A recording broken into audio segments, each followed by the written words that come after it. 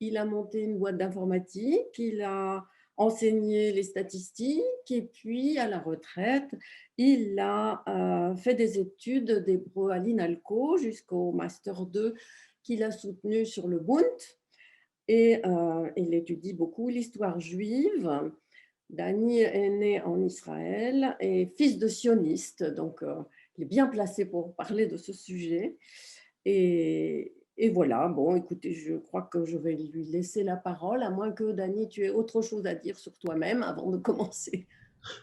Non, mais j'ai juste un certain nombre de remerciements. D'abord, merci Elisabeth pour cette présentation. Merci à Charlie et Tony de nous avoir accueillis, Suzy et moi, dans le Beth Midrash au début de cette année. Et je suis très content de pouvoir faire cette conférence devant tout, tous les membres du Beth Amidrash d'Adat Shalom. Et puis, merci à tous mes amis qui sont là, qui viennent de très loin, d'Israël, de Reims, ou d'ailleurs, merci à tous d'être présents. Je vais essayer de vous présenter donc un exposé sur le sionisme avant Herzl.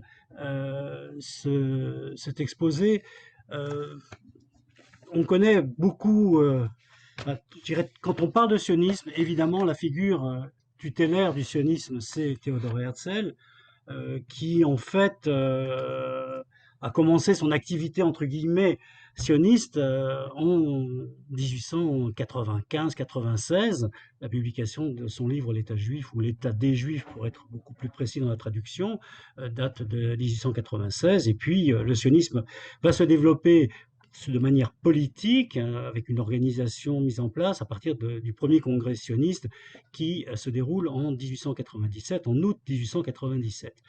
Eh bien, la période qui précède euh, ce premier congrès est quand même déjà riche en enseignement, en personnalité, et je vais essayer de faire un petit peu le point sur cette période qui va donc se dérouler de 1840 à 1897. Je vais revenir un tout petit peu à l'actualité pour vous citer un petit passage d'un texte qui a attiré mon attention. Vous vous souvenez qu'il y a 2 ans, juste avant cette pandémie de coronavirus, un texte a été voté à l'Assemblée nationale assimilant l'antisionisme à l'antisémitisme. Ce texte a fait réagir un certain nombre de gens, soit pour, soit contre. Des voix se sont élevées contre, et en particulier une voix qui est l'historien Dominique Vidal. Alors je vais citer ses propos qu'il a écrits, je cite, historiquement, la naissance du sionisme est une réponse à l'antisémitisme. Et fin de citation. Donc, est-ce que c'est bien cela ou est-ce qu'il y a d'autres valeurs qui sont sous-tendues par le sionisme? On va essayer de développer tous ces points. Pour Dominique Vidal, qui affirme simplement que Herzl est devenu sioniste, je ne sais pas ce qu'il entend par là, en réaction au pogrom du début des années 1880 en Russie, dont on reparlera, et bien sûr, suite à la dégradation du capitaine Dreyfus, qu'il voit, d'après le récit de Herzl lui-même, dans la cour des Invalides. Eh bien, pour Dominique Vidal, le sionisme est une thèse nouvelle, c'est-à-dire qu'il en fait la naissance en 1897. Euh, je pense que c'est une grave erreur historique. Et pour répondre à cette erreur, je vais vous citer David Ben Gurion. Alors David Ben Gurion, en 1944, le 10 juillet 1944, prononce un discours. Alors l'occasion de ce discours, c'est le 40e anniversaire de la mort de Theodor Herzl. Herzl est mort en 1904, très jeune, puisqu'il était né en 1860, et donc à l'âge de 44 ans. Mais le 10 juillet 1944, à l'occasion donc du 40e anniversaire de sa mort, Ben Gurion prononce un discours. Et voilà ce qu'il dit, je cite. Le plus merveilleux dans l'histoire et l'aventure de Herzl, c'est qu'il n'a presque rien apporté de nouveau, ni dans la théorie sioniste, ni dans la vision du problème juif et de sa solution sans espoir dans l'exil, dans la galoute, ni dans sa vision territoriale. En dehors des moyens d'action, de nombreux et grands penseurs l'ont précédé dans l'élaboration des théories sur le sionisme. Le séfarade Rabbi Yehuda Alkalai, les Ashkénazes Rabbi Tzvi Hirsch Kalischer et Chaim Luria, des Britanniques comme Sir Moses Montefiore, un juif américain, Emmanuel Noach, Moses Hess, un grand philosophe et socialiste juif allemand, des journalistes comme Peretz Smolenskin, David Gordon et bien sûr Léon Pinsker. Je vais essayer de m'attacher à retracer un petit peu ce parcours et je vous propose maintenant d'ouvrir, si vous le voulez bien, le livre du sionisme avant Herzl. Je vais partager mon écran et puis on va essayer de continuer cet exposé. Ça va? Est-ce que vous voyez le... Est-ce que ça s'est affiché? Oui? C'est bon? Oui, oui. Bon, Alors, je vais donc ouvrir ce livre du sionisme avant Herzl, qui donc, alors faut qu'il s'ouvre, voilà, il s'ouvre, et on va avoir les précurseurs du sionisme, donc sur la période de 1840 à 1897, c'est à peu près cette période-là que je vais analyser, mais bien évidemment, la première question qui se pose, est-ce que le sionisme est antérieur à Herzl? Eh bien oui, si on en croit Nathan Birnbaum, puisque Nathan Birnbaum a inventé le mot sionisme en 1890. Herzl n'était pas encore, je dirais, sur le terrain politique du sionisme. Bon, donc mai 90, le mot sionisme est inventé par Nathan Birnbaum, qui était un jeune, puisqu'il est né en 64, oui, il a 26 ans, c'est un sioniste, et il va utiliser le premier terme qu'il va utiliser, c'est le mot sioniste, comme adjectif, et quand il va correspondre avec ses amis, donc avant la publication de ce terme, si c'est dans la correspondance, on n'aurait pas pu deviner que ce terme existait, mais il va le publier dans un journal qui s'appelle Selbst-Émancipation, qui est donc l'auto-émancipation, titre du journal, inspiré évidemment de l'opuscule de Léon Pinsker, dont on reparlera tout à l'heure. Bien, alors voilà donc le mot sionisme qui existe maintenant et qui qualifie l'acceptation du terme classique sur le sionisme.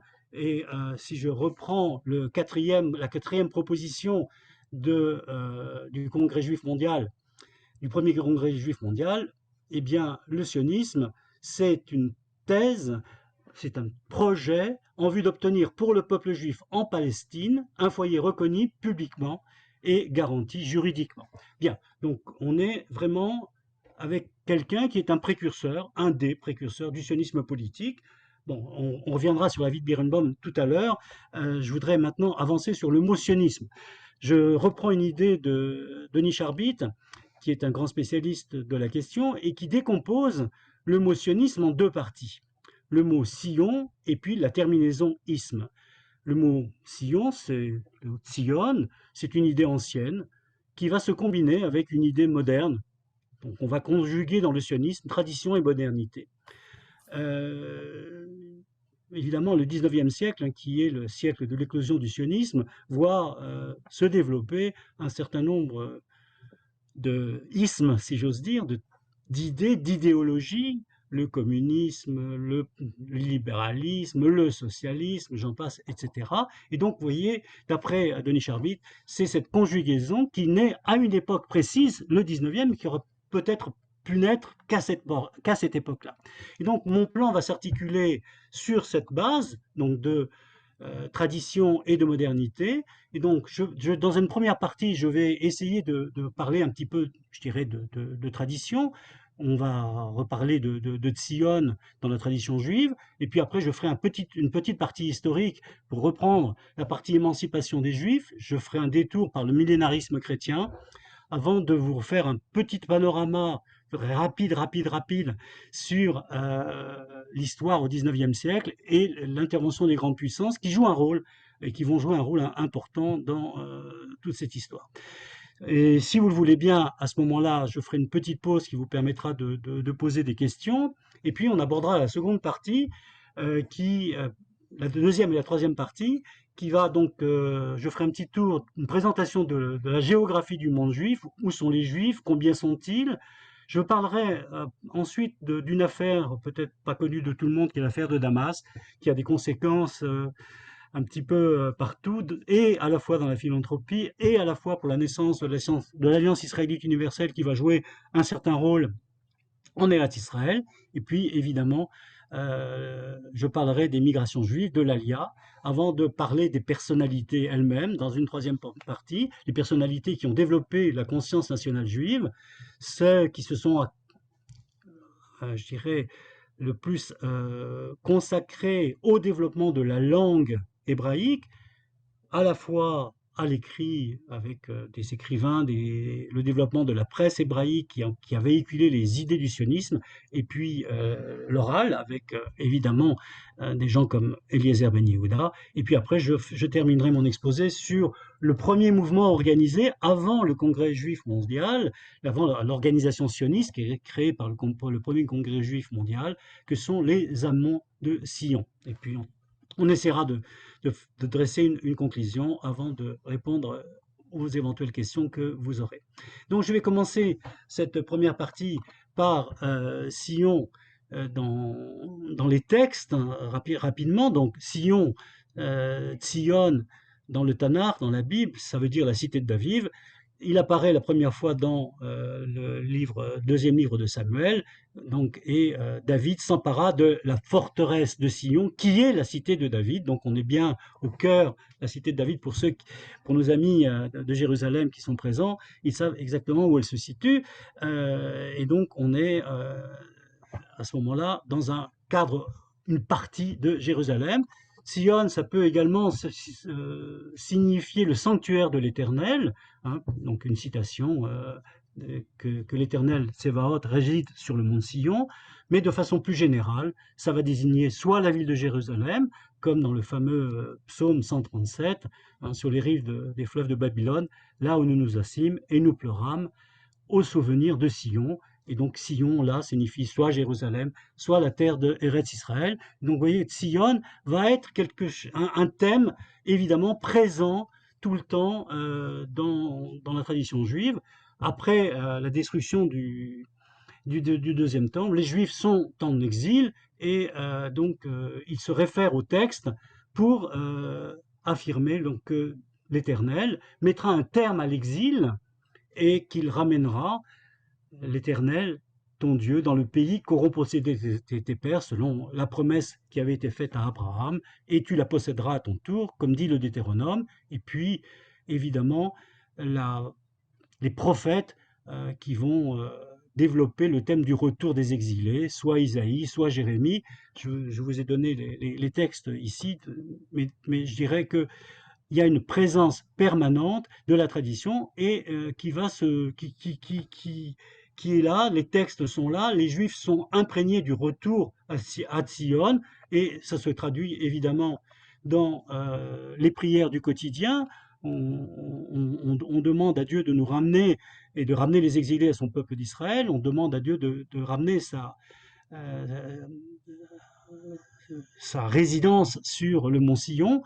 On le fait au quotidien, dans la prière de la Hamida ou des 18 bénédictions, et puis on le rappelle évidemment tout le temps dans les grandes fêtes, à Pâques, à Rosh Hashanah, la présence de Jérusalem, la présence de Tzion, hein, donc je rappelle, on vient de terminer Pâques, hein, qui est aussi un des symboles du retour d'exil, et la Haggadah de Pessah se termine par le fameux chant, les Shana Ba Birushalayim, etc. Donc on retourne à Jérusalem, à Tzion. Donc il y a une centralité dans la tradition juive sur Sion et sur Jérusalem. Voilà, donc comment va se faire ce retour? Petit à petit, la tradition juive a estimé que le retour se ferait grâce à l'intercession du Messie. Alors, Maïmonide a mis dans le marbre, si j'ose dire, cette idée dans le Mishneh Torah, en disant « Quiconque ne croit pas à la venue du Messie ne défie pas seulement les prophètes, mais aussi la Torah et Moïse, notre maître. » Et il fait référence au Deutéronome 30, au verset que j'ai cité tout à l'heure, pour justifier la venue du Messie qui viendra et rétablira le royaume de David dans son antique et première souveraineté.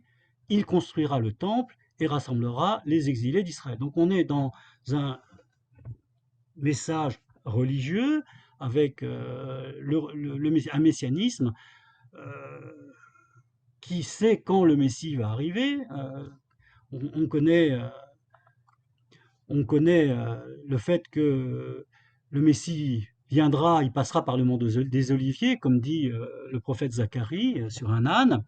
Et du coup, beaucoup de juifs religieux, croyants, pensent qu'il faut être le plus près possible du passage du Messie pour avoir la résurrection être les premiers à être ressuscités, et donc, eh bien, ils se font enterrer dans le mont des Oliviers, ce qui amène un courant régulier de gens vers la Terre Sainte, vers Jérusalem, pour finir leur vie. Et je vais donc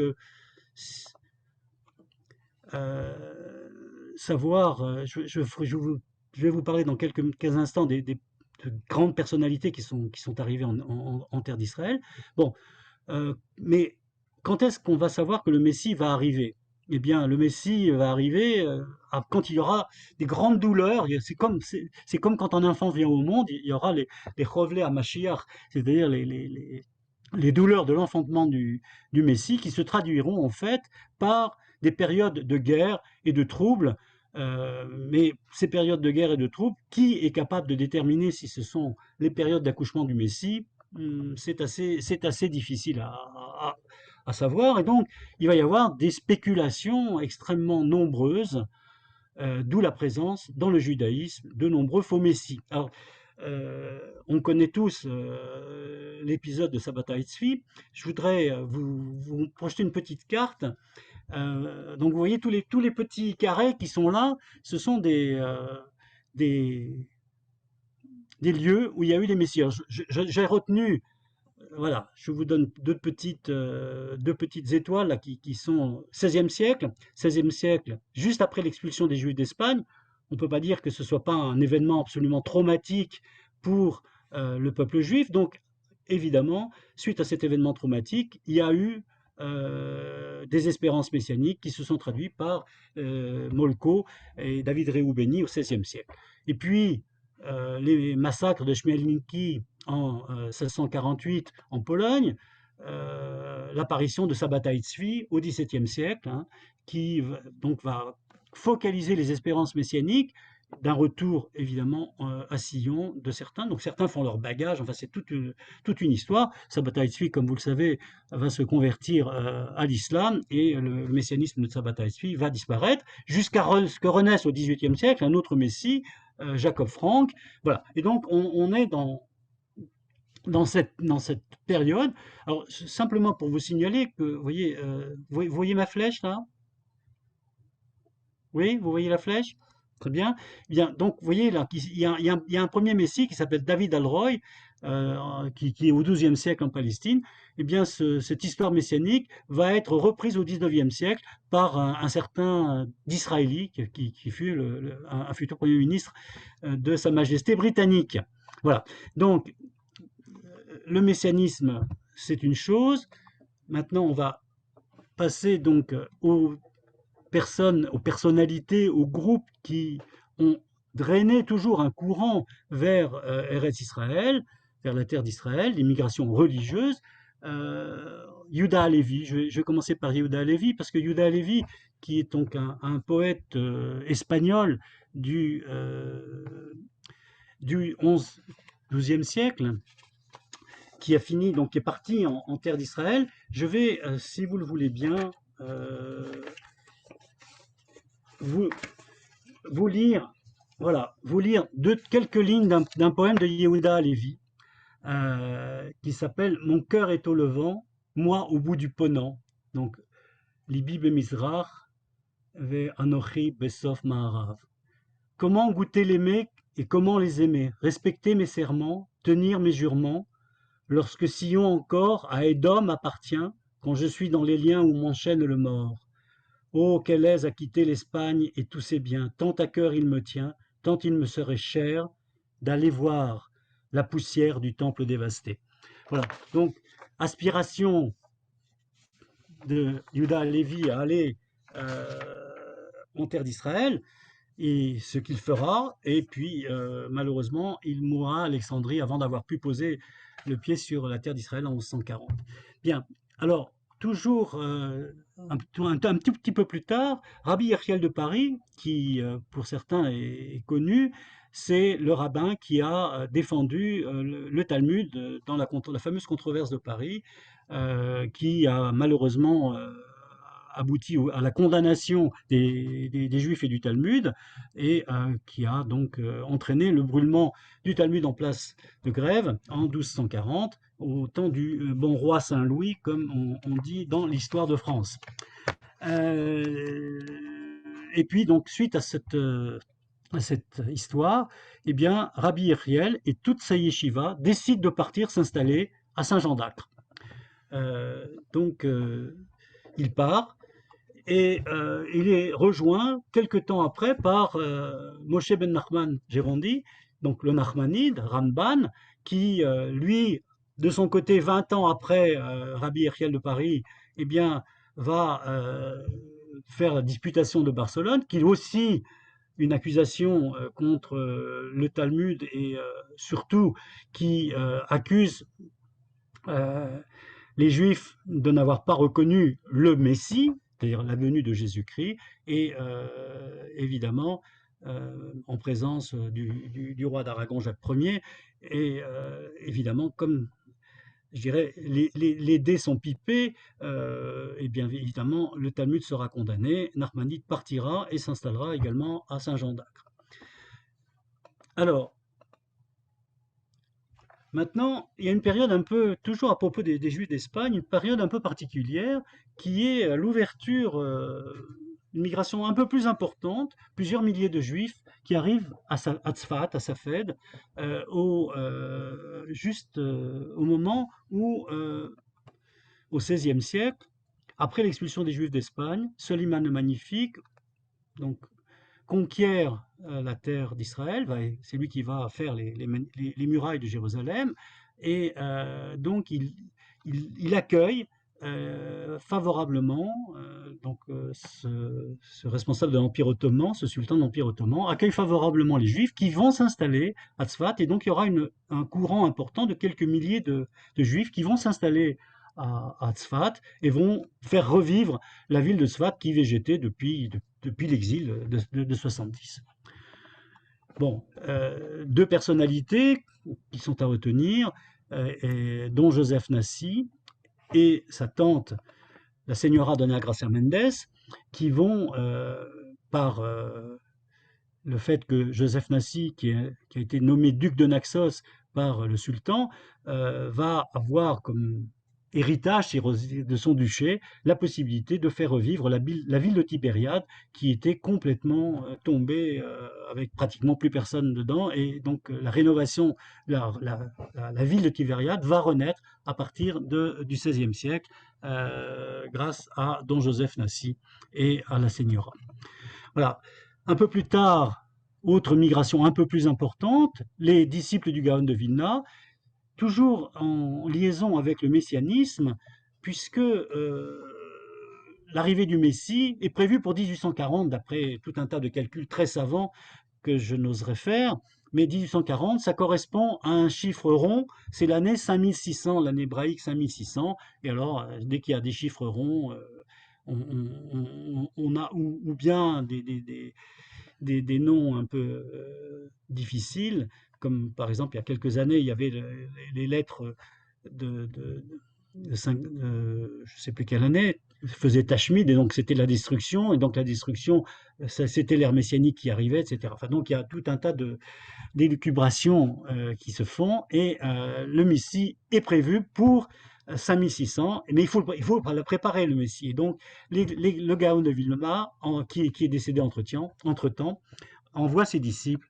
Voilà. Alors, pardon. Nous allons passer maintenant, donc ça c'était l'épisode, on rentre un petit peu maintenant dans l'histoire plus récente,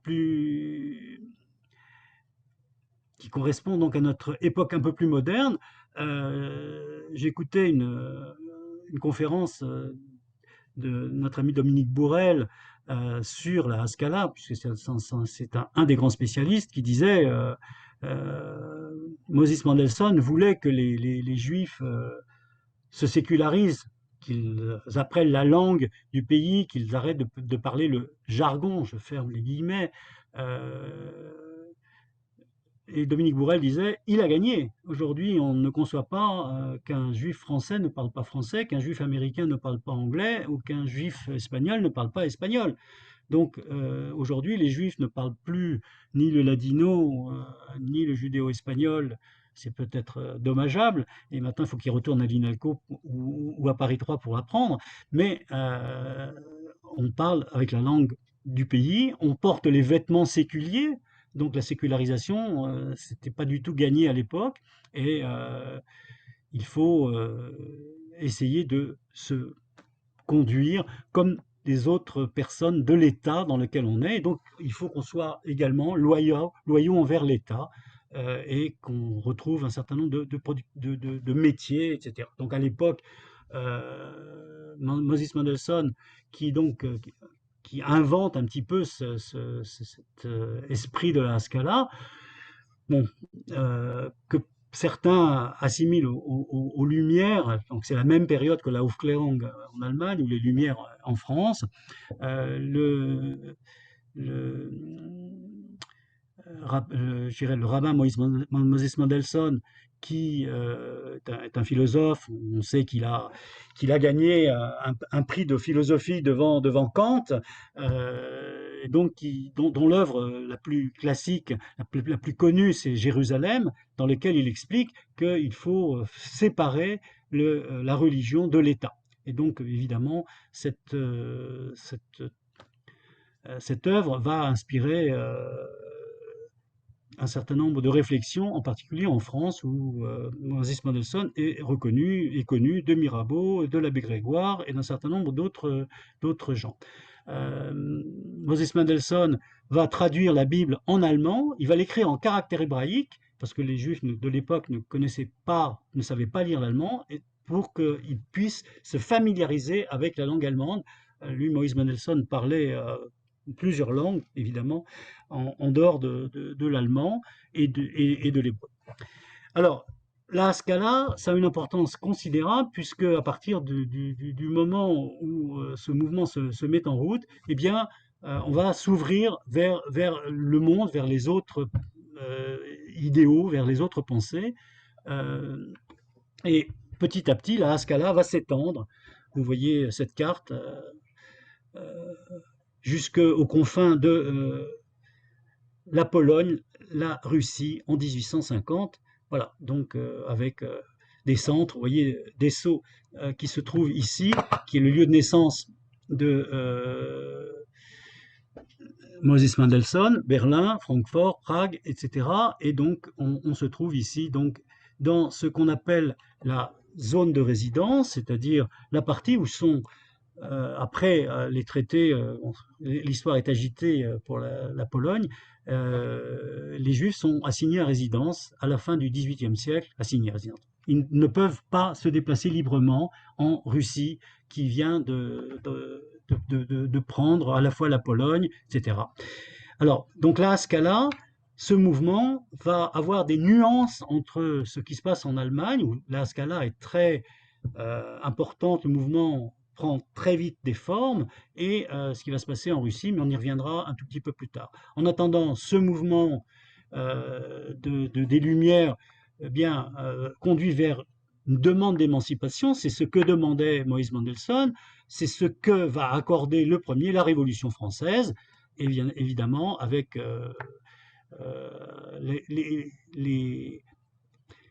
le débat qui se passe à l'Assemblée constituante le 23 décembre 1789, je vous ai mis deux des grands débatteurs de l'époque, Robespierre, qui écrit « Après avoir exclu les Juifs de tous les honneurs, des droits à l'estime publique, nous ne leur avons laissé que les objets de spéculation lucrative. » Bien avant, il fait référence aux Juifs qui font de l'usure, rendons-les au bonheur, à la patrie, à la vertu, en leur rendant la dignité d'hommes et de citoyens.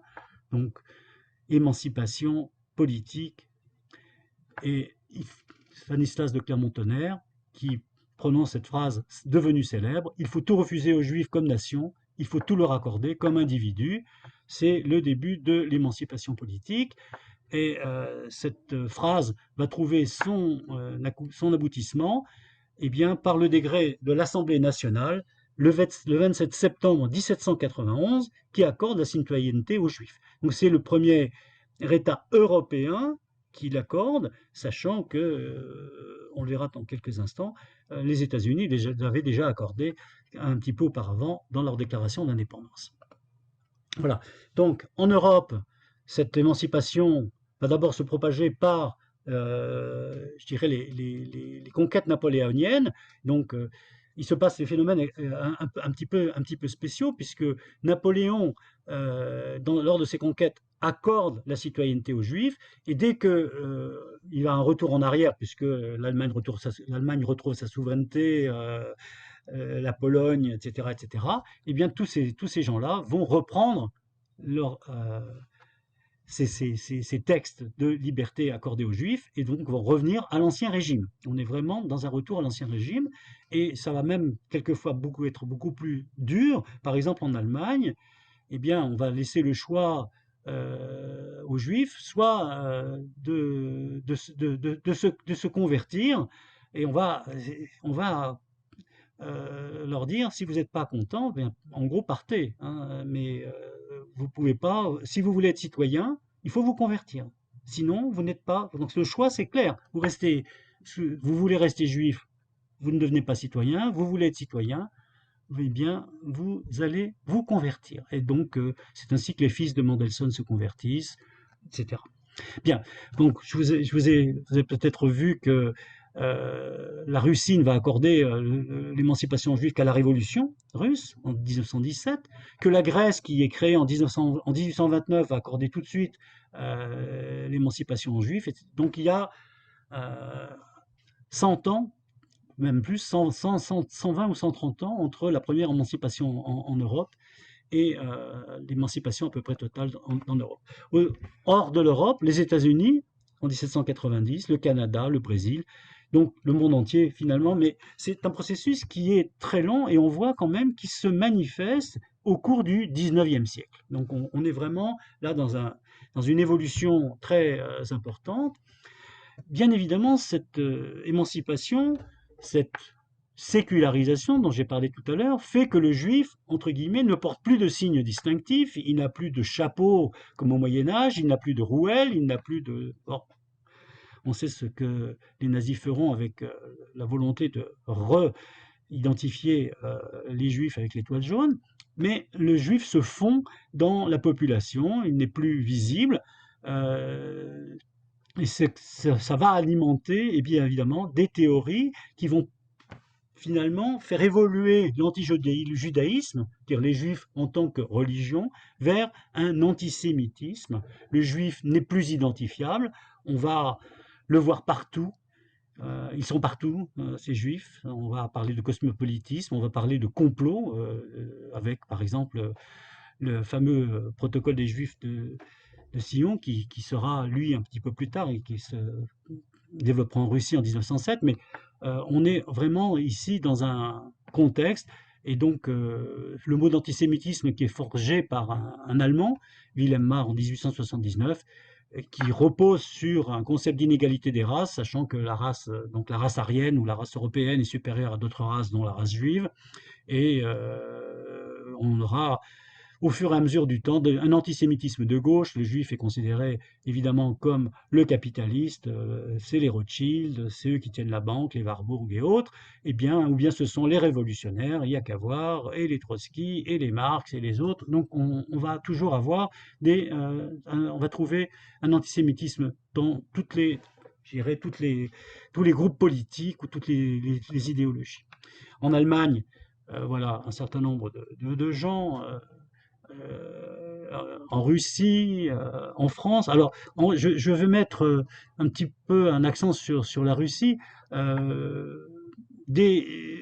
l'antisémitisme se manifeste de façon violente par des pogroms. On avait déjà vu en 1648 les pogroms de Chmielniki par les Cosaques.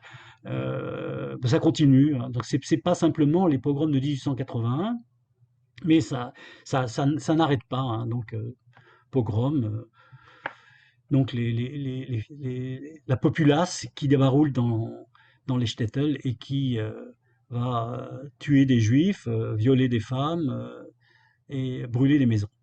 Voilà, donc, et puis l'acmé de tout ça, le summum de tout ça, ce sera évidemment les pogroms consécutifs à l'assassinat d'Alexandre II. J'y reviendrai dans quelques instants. Et puis en France, il y a évidemment des publications antisémites comme La France juive de Drummond, qui aura comme sommet, je dirais, l'affaire Dreyfus, hein, l'antisémitisme français en 1894. Voilà, je ne vais pas m'étendre parce que le temps passe et qu'il y a beaucoup de choses à dire. Et donc je vais aller vers quelque chose à l'opposé de l'antisémitisme, qui est le millénarisme chrétien. Alors, le XVIe siècle, voilà l'émergence de la réforme chez les chrétiens, donc, et au XVIIe siècle, en Angleterre, il y a un courant qui va prôner la restauration des Juifs en terre de Palestine. La lecture se fait par ce qu'on appelle les puritains en Angleterre, mais de façon générale, la Bible est relue par les protestants. La Bible parle non pas du Vérus Israël, non pas du christianisme, mais parle effectivement des Juifs. Les prophètes de la Bible prophétisent le retour des Juifs, c'est ce qu'on a vu très rapidement tout à l'heure. Et la fin des temps sera marquée par des guerres terribles, c'est ce qu'on a vu tout à l'heure aussi avec l'accouchement, les douleurs de l'accouchement du Messie. Mais la différence, c'est que la lecture de la Bible se continue par les apocalypses de Jean et l'autre texte chrétien. Et donc, il y aura la parousie, c'est-à-dire le retour, la deuxième venue sur terre de Jésus, qui va régner pendant 1000 ans. Bien évidemment, ce règne sera précédé de terribles batailles, etc. Bon. Et également, ce règne verra la conversion des Juifs qui reconnaîtront enfin le véritable Messie. Donc ça, c'est le millénarisme chrétien qui va trouver un développement très très important en Angleterre. Et donc, qui croient au début du XVIIe siècle que le retour du Christ est imminent.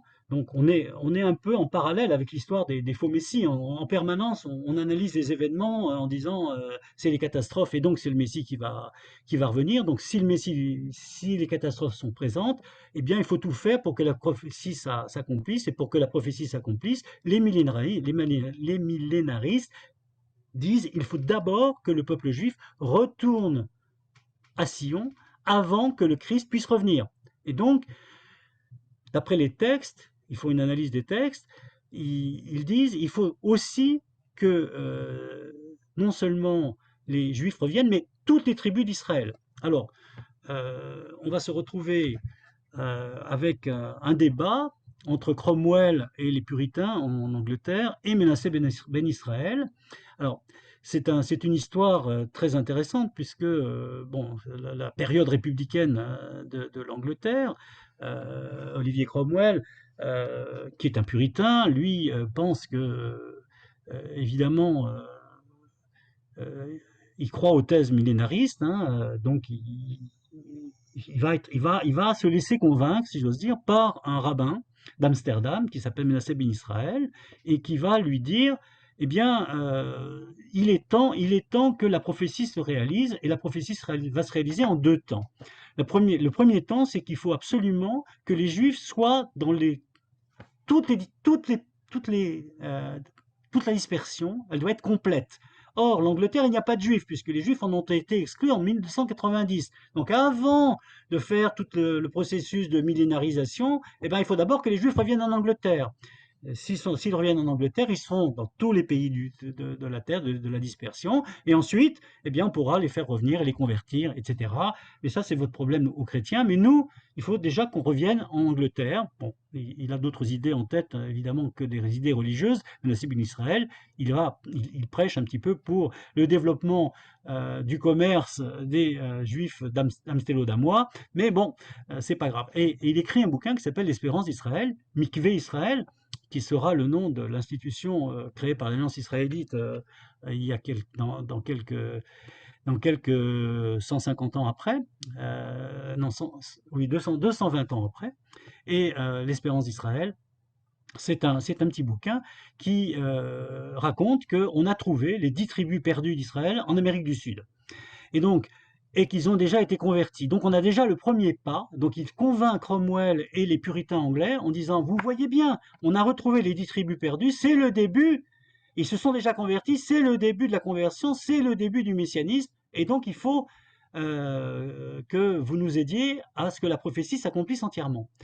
Voilà. Et donc, ils se laissent convaincre et les Juifs retournent en Israël, en Angleterre en 1655. Vous voyez donc l'importance du fait religieux. Alors évidemment, on brode là-dessus un certain nombre de termes.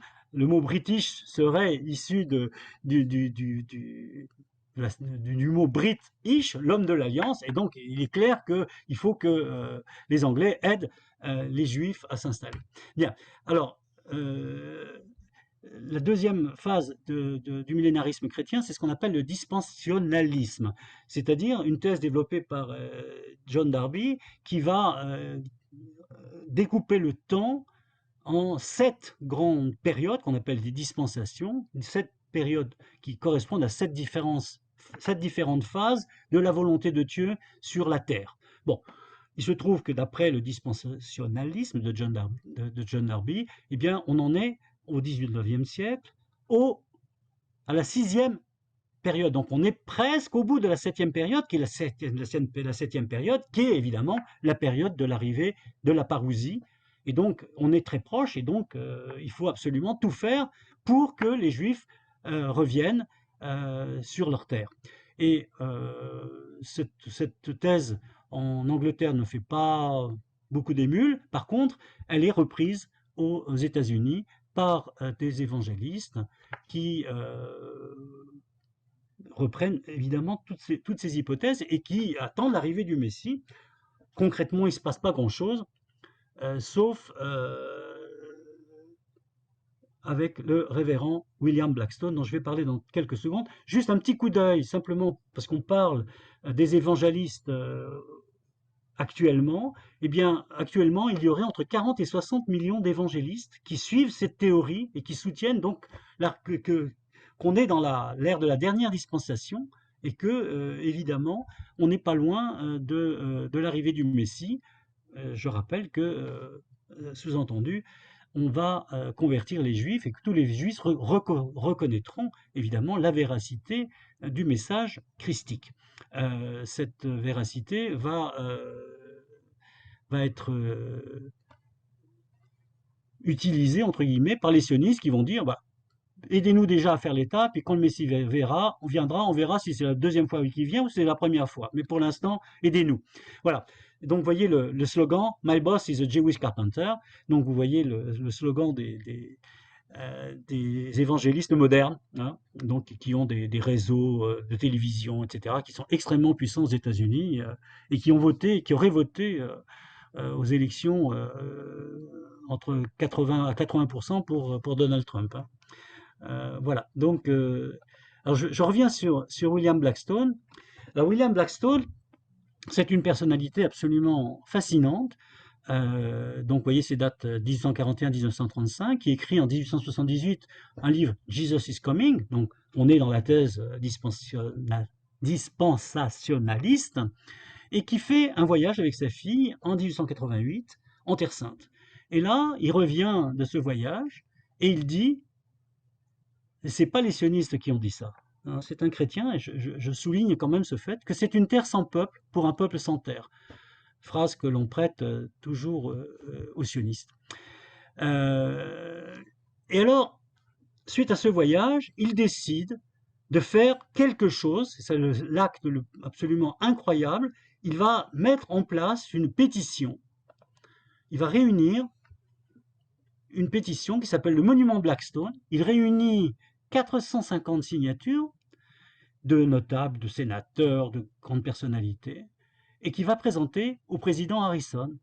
Et dans cette pétition, William Blackstone demande au président Harrison de mettre en place une concertation avec les nations, c'est-à-dire un geste politique pour aider au retour des Juifs en terre de Palestine, parce que c'est comme ça qu'il l'appelle. Ça ne donne rien, même si le président Harrison le reçoit et qu'il est d'accord, mais il récidive en 1916 avec le président Wilson, qui l'accueille également, et mais il n'y a aucune suite qui n'est donnée. Mais en tout cas, le monument Blackstone est quelque chose d'extraordinaire, puisqu'il demande politiquement un geste en 1891, c'est-à-dire 5 ans avant Herzl, donc la création d'un État, on pourrait l'appeler un État juif. Et donc le juge Brandeis, qui était le premier juif élu à la Cour suprême, qui a été élu en 1915, donc qui est un conseiller du président Wilson, et puis qui sera après un conseiller de Roosevelt, de Franklin Roosevelt, eh bien, lui écrit « Vous êtes le père du sionisme, car votre travail précède celui de Herzl ».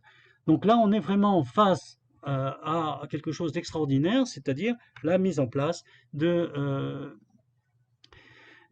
quelque chose, d'une théorie politique pour la venue des Juifs. Alors, d'autres soutiens chrétiens, si j'ose dire, de sympathie, il y a des bouquins qui sont écrits. Daniel Deronda, qui est l'histoire d'un jeune anglais qui va finir sa vie en Palestine, d'Israéli qui écrit sur le Messie Alroy et qui écrit Tancred, donc qui est aussi l'histoire d'un héros qui va s'installer en terre de Palestine. Et puis en France, Dumas, Alexandre Dumas fils, qui écrit La femme de Claude, qui raconte aussi l'histoire une histoire absolument incroyable, et dans laquelle un des héros va retourner en terre d'Israël. Et puis il y a des passages qui sont d'un sionisme absolument. J'ai pas le temps, parce que je prends un peu trop de temps. Je vous lirai pas les extraits, mais qui sont absolument incroyables dans la bouche de quelqu'un qui n'est pas juif. Bon, en Angleterre, deux personnalités très très importantes. Le comte de Shaftesbury, qui donc en 1841 écrit un mémorandum. Ce mémorandum, il le présente au Premier ministre, Prime Minister Lord Palmerston, et Lord Palmerston va aller voir le sultan de Constantinople et va leur dire voilà, il faut établir il faut autoriser une autonomie, voire un État pour les Juifs. Donc vous voyez l'influence des gens qui sont ils sont évangéliques, hein, bien évidemment, pour agir pour les Juifs. Un aventurier, plus exactement, ou un homme politique, Laurence Oliphant, qui lui va s'installer à Haïfa en 1882, qui publie des bouquins sur Israël et qui va aider les immigrants de la première aléa, c'est-à-dire les immigrants qui arrivent à partir de 1880 en Israël. Pour mémoire, son secrétaire particulier, qui est Naftali Herz-Imber, c'est celui qui est l'auteur de la Hatikva. Donc, vous voyez, on est dans des cercles tout à fait sympathiques. Voilà. On va passer rapidement à la politique. Le 19e siècle, je le fais démarrer après la défaite de Napoléon, donc le congrès de Vienne en 1815, qui va créer un nouvel ordre à Vienne, en Europe, qui va reposer sur le principe de légitimité, c'est-à-dire que on n'accorde pas, contrairement à ce qu'on peut croire, les puissances qui sont les grandes puissances qui se réunissent régulièrement. Hein, c'était l'ONU de l'époque, hein, c'était les empereurs qui se réunissaient très très régulièrement et qui parlent du principe de légitimité, qui ne veulent pas d'éclosion de peuples dans leur royaume. Hein. Donc c'est ce qui provoquera évidemment les révoltes du printemps des peuples en 1848. Bon. Qu'est-ce qui se passe? Eh bien, il se passe que pendant cette période du 19e siècle, la présence en Méditerranée de la flotte britannique qui va protéger la route des Indes. Le 18e siècle a vu le début ou la concrétisation d'un certain nombre d'empires, on va y revenir dans quelques instants, et les Anglais protègent les Indes, et donc la Méditerranée devient un des enjeux importants, puisque les Russes de l'autre côté s'accroissent et veulent aussi prendre leur part du gâteau sur l'Empire ottoman, qui est donc qualifié d'homme malade du 19e siècle par le tsar Nicolas Ier. Donc, alors, le 19e, c'est vraiment l'ingérence progressive des grandes puissances dans l'Empire ottoman, avec des règles qui sont les règles de capitulation, où effectivement les minorités sont protégées par les grandes puissances, et ce qui fait que tout problème de minorité dans l'Empire ottoman devient un problème international. Donc il y a un conflit qui se passe dans un village entre musulmans et chrétiens, ou entre druzes et chrétiens, c'est ce qui se passe au Liban par exemple. Eh bien, les maronites sont protégés par la France, les druzes sont protégés par les Anglais, ça remonte aux consuls locaux, les consuls locaux vont en référer à leur ambassade, qui va en référer directement au gouvernement, et donc le petit problème du village du Mont-Liban se traduit par des discussions au plus haut niveau entre les ministres des Affaires étrangères de la France et d'Angleterre. Donc vous voyez, il y a, tout devient, c'est une caisse d'amplification. Alors, voilà une petite carte qui vous donne l'Europe au 1815. Vous voyez l'Empire ottoman qui prend la place ici. On le voit ici donc en Afrique, et donc l'Empire austro-hongrois et le Royaume de Prusse qui est là, des États indépendants, la France et l'Empire de la Russie qui est là. Bon, c'est la France, c'est l'Europe. L'Italie est encore morcelée, l'Allemagne est encore morcelée, et évidemment tout ça va évoluer au cours du 19e siècle. Voilà. En attendant, l'Empire russe, lui, oh, pardon.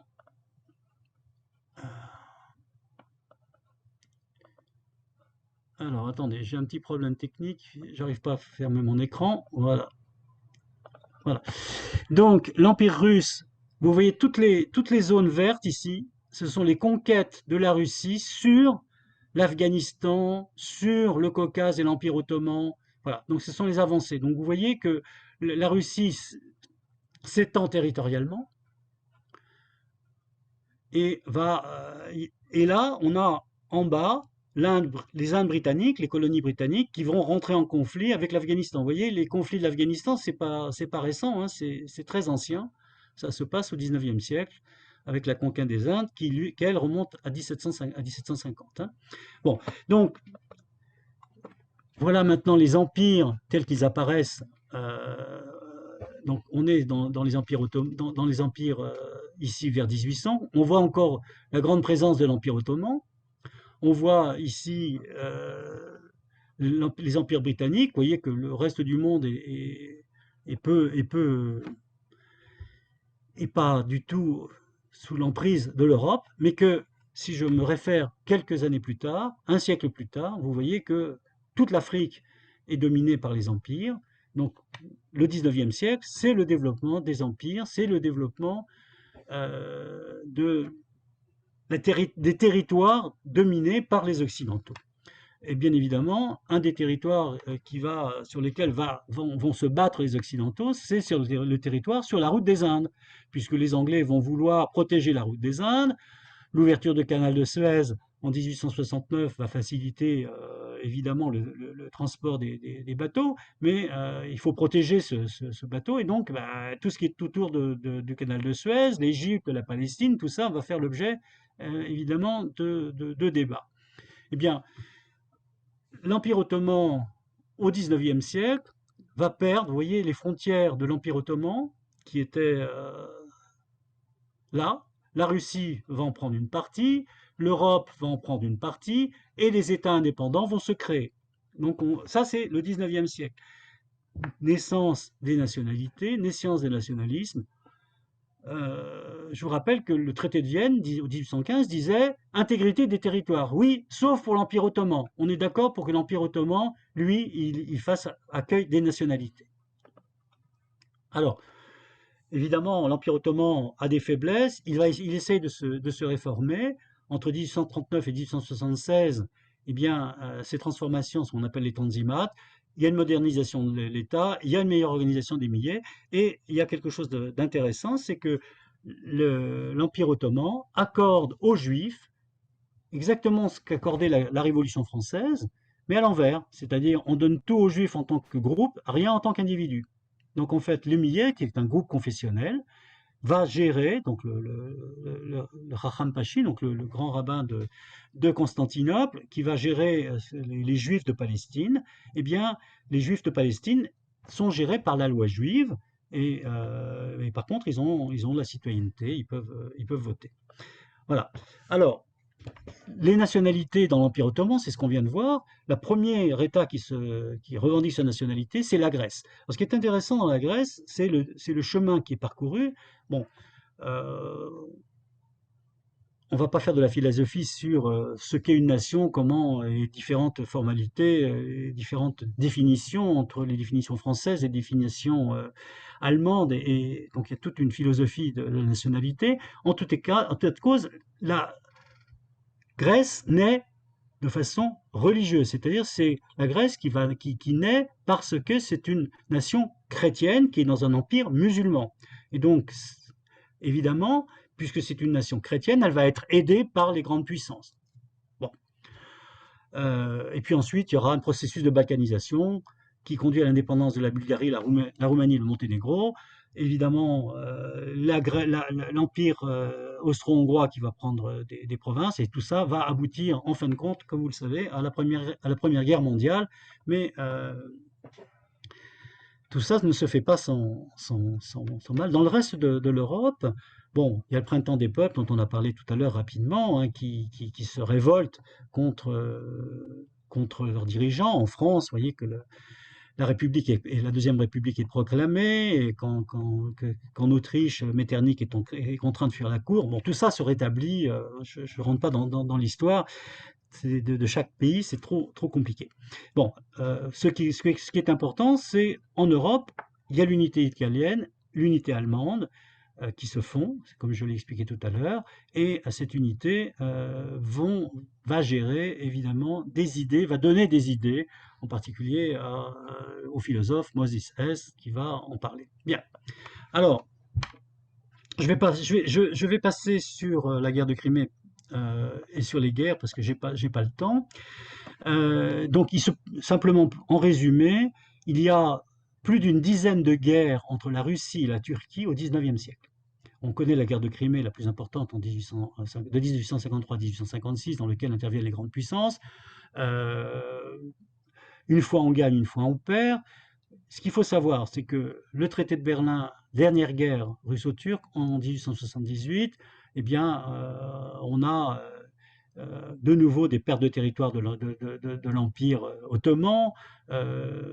Et l'Empire ottoman, on se retrouve très affaibli, et il est très endetté, il est obligé de faire appel aux grandes puissances qui vont alimenter son trésor, et donc il devient très dépendant des grandes puissances qui vont à la fois venir au secours des protégés, les maronites, et puis tous les gens qui demandent à être rattachés et protégés par les grandes puissances au sein de l'Empire ottoman, donc les Anglais, les Français, qui vont déléguer au Proche-Orient un corps de missionnaires pour assurer l'enseignement et la conversion évidemment des locaux au christianisme. Bon, l'Allemagne qui vient également essayer de tirer son épingle du jeu, et donc qui va développer ses activités avec la Turquie. Enfin, tous ces acteurs sont présents en Palestine.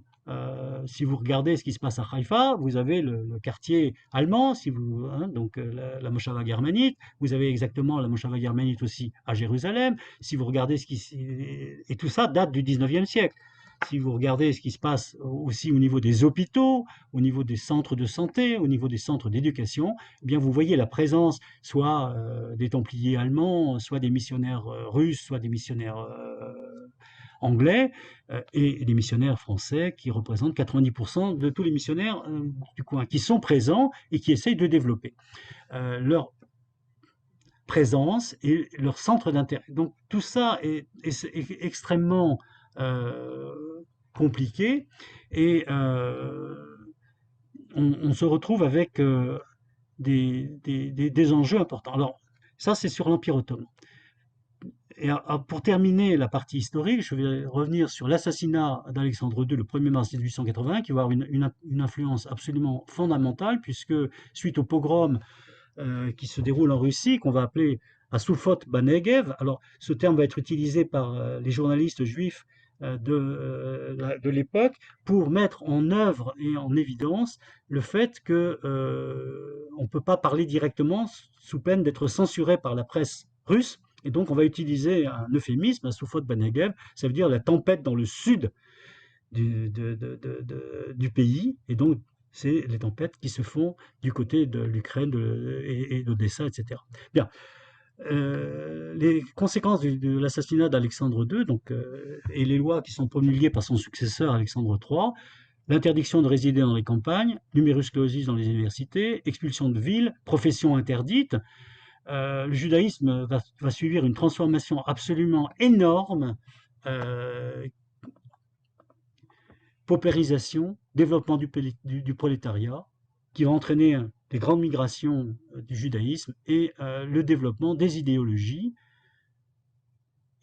révolutionnaires comme le Bund, ou bien les révolutions que les juifs vont accompagner, les bolcheviks, les mencheviks, et évidemment le sionisme, et puis il y en a d'autres, hein, le territorialisme, enfin, etc. Donc on va avoir donc le sionisme qui va trouver un développement à partir évidemment des pogroms de Russie. Donc on ne peut pas dire que l'antisémitisme ne joue pas son rôle, mais on voit qu'il y a effectivement une combinaison d'un certain nombre de choses. Alors, nous abordons donc la deuxième partie. Je fais la pause et je vous demande si vous avez quelques petites questions sur cette partie historique. J'étais très rapide, je suis désolé, peut-être un peu confus, mais c'est très difficile de résumer cette partie historique. Je voulais vous montrer la complexité.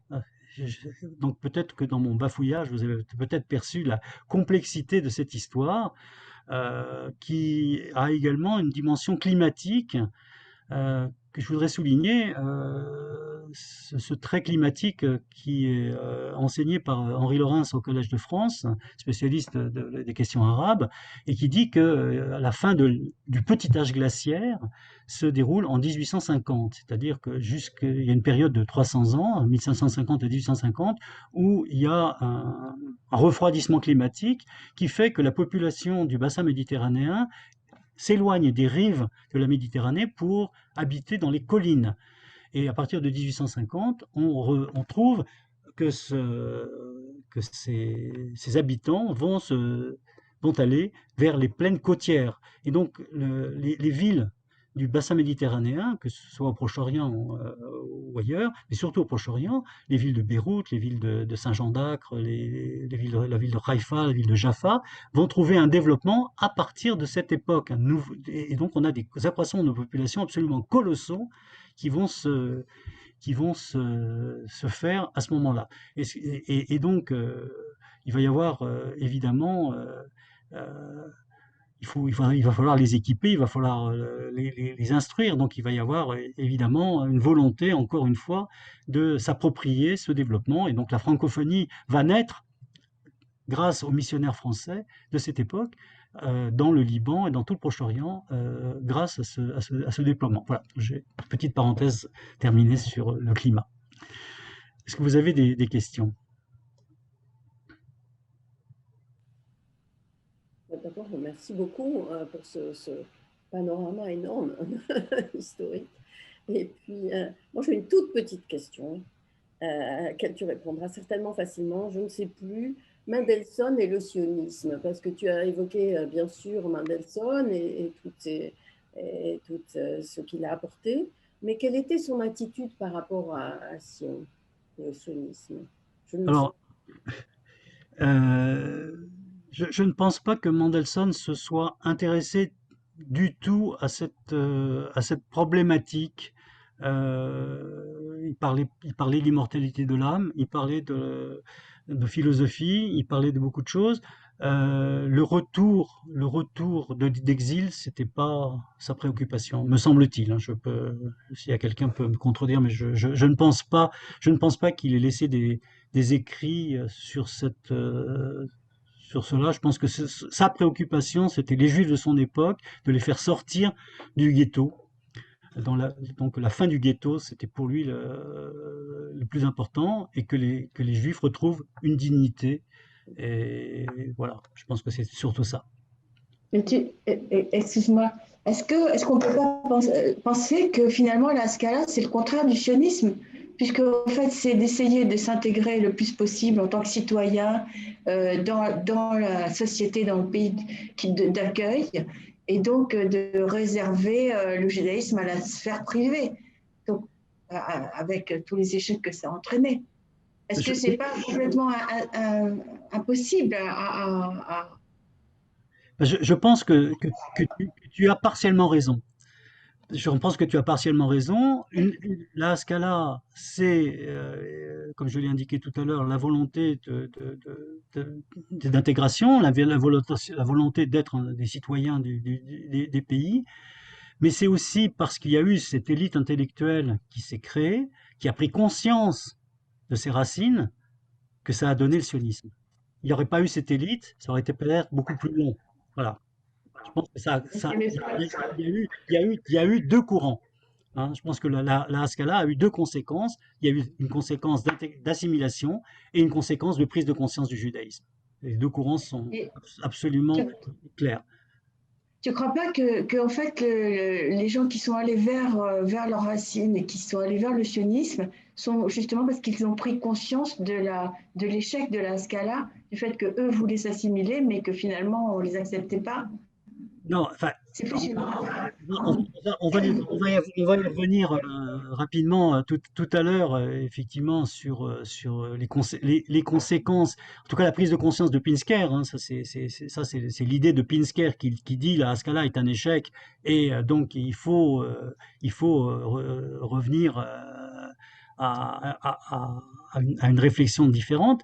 Mais dans la Haskalah, il y a plusieurs courants. Il y a le courant du retour de l'hébreu, il y a le courant de retourner au savoir qu'on avait, il y a aussi le modernisme, donc il n'y a pas que des aspects négatifs. La Haskalah n'est pas simplement je m'assimile, c'est pas que ça. Parce que si on réduit à ça, je pense qu'on n'est pas juste. Je crois que Tony lève la main. Tony voulait parler. Vas-y, Tony, ouvre ton micro. C'est bon? Oui. Oui, Tony. Juste une remarque sur ton tableau qui est magnifiquement déployé. Je trouve dommage que tu n'aies pas parlé de Lord Montefiore pour le sionisme, et pas seulement le sionisme, pour toute son activité, le grand mécène anglais. D'abord, c'est lui qui a ouvert au-delà des remparts le début. Je t'interromps, Tony, parce que je fais un panorama de ce qui n'était pratiquement pas juif pour l'instant. Ah, d'accord. Pardon. Donc, la deuxième partie que j'aborde maintenant va parler justement. Ah, d'accord, très bien. Ok, merci. Voilà, je suis à la fin de la première partie, hein, donc je suis pas. Je vais parler rapidement. Donc, sur cette première partie un peu plus historique, sinon j'enchaîne. Ok, pour moi en tout cas. Alors j'enchaîne.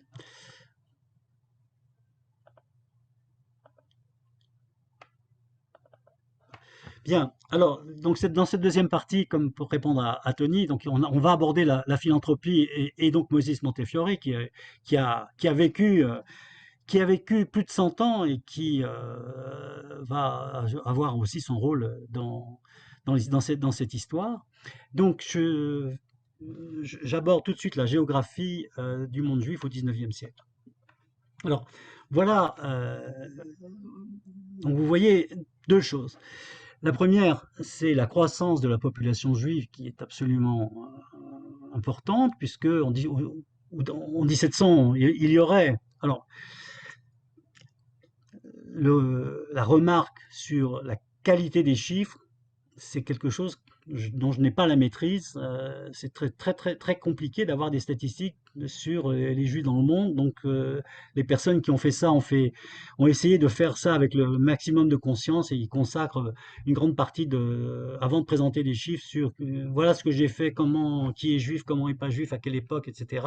Donc, c'est extrêmement compliqué d'avoir des chiffres précis. Bon, on essaye quand même. 1700, en gros 1 million, 2 millions et demi en 1800 et 10 millions en 1900, c'est-à-dire qu'en un siècle, la population juive a été multipliée par 4. Ça, c'est la première chose. Donc en 1800, sur ces 2 500 000 juifs, il y en a 55 850, avec une précision absolument formidable, dont 50 000, je ne sais pas d'où viennent ces chiffres, évidemment, viennent d'ouvrages, mais on ne peut pas essayer de les valider. Donc, en France, 50 000. Vous voyez, il y a autant de juifs en France qu'en Palestine, si tant est qu'on a défini les contours de la Palestine. Bon. En 1900, il y a un peu plus de 10 millions de juifs. Donc, on voit déjà les effets de la première émigration qui commence en 1800, enfin, qui a déjà commencé, mais qui se précipite à partir de 1880, puisqu'il y a 1 million de juifs aux États-Unis, et en Palestine, environ 125 000, en France, à peu près la même quantité. La répartition, donc si vous voyez dans le tableau, si vous vous posez la question que veut dire FSU, ça veut dire Former Soviet Union, donc c'est l'ancienne Union soviétique. Donc, bon, les gens qui ont fait ça j'ai pas trouvé de tableau avec la Russie de l'époque, sachant qu'également les contours de la Russie ont changé, puisque vous avez vu sur les cartes de tout à l'heure, les différences entre les frontières qui n'arrêtent pas de changer au 19e siècle. On n'est pas avec des frontières stables, donc quand on dit ce sont des Russes, de quelle époque parle-t-on? Bien. Il y a plus de 90% de la population qui est composée d'Ashkénazes et plus de 50% de la population qui vit en Russie, c'est-à-dire la Russie qui, dans le dernier partage de 1795, après le partage de la Pologne, se trouve être... donc la Pologne n'existe plus et elle est répartie entre la Galicie qui fait partie de l'Empire austro-hongrois, une partie qui se trouve en Allemagne et la grosse partie qui va constituer la zone de résidence imposée par Catherine, la grande Catherine de Russie, où vont se trouver près de plus de la moitié des Juifs du monde. Ça, c'est voilà à peu près ce qui se passe à ce niveau-là. En Palestine, que se passe-t-il? Eh bien, 1800 à 1900, on passe de 55 000 à 125 000, soit une progression de plus de 76%. Vous avez vu que ça correspond à la croissance mondiale des Juifs. Bon, la population juive, donc, je ne sais plus ce que j'ai voulu faire. Ah oui, ça c'est la population juive de Jérusalem qui passe de 6 500 à 26 000, et la population non juive de Palestine qui passe de 64 000 à 98 000. Bien, alors, voilà, donc les Juifs vivent dans les villes.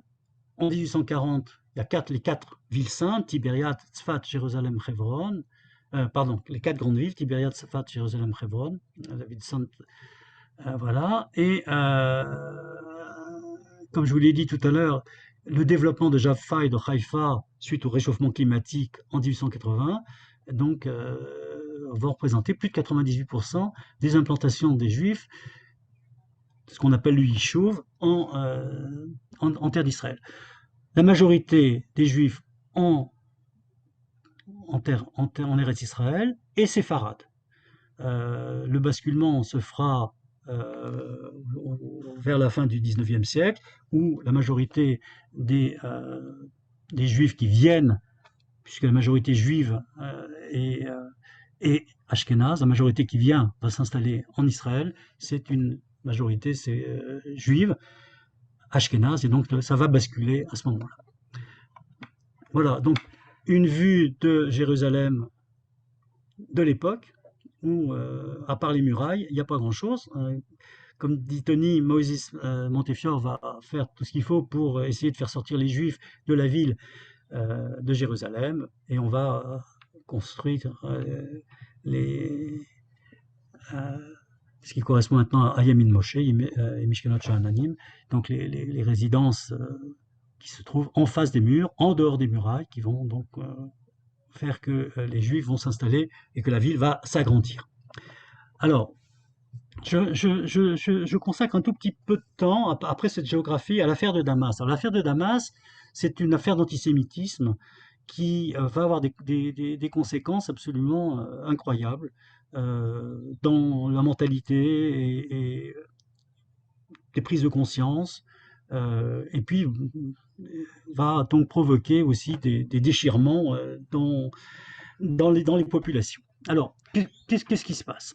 Eh bien, il y a un moine capucin qui s'appelle le père Thomas de Compagnano qui va disparaître pendant 2 jours, puis on n'a jamais retrouvé, il sera assassiné ou pas, en tout cas on ne le retrouve jamais, et les Juifs sont accusés de crimes rituels. On arrête 7 Juifs importants, on les torture.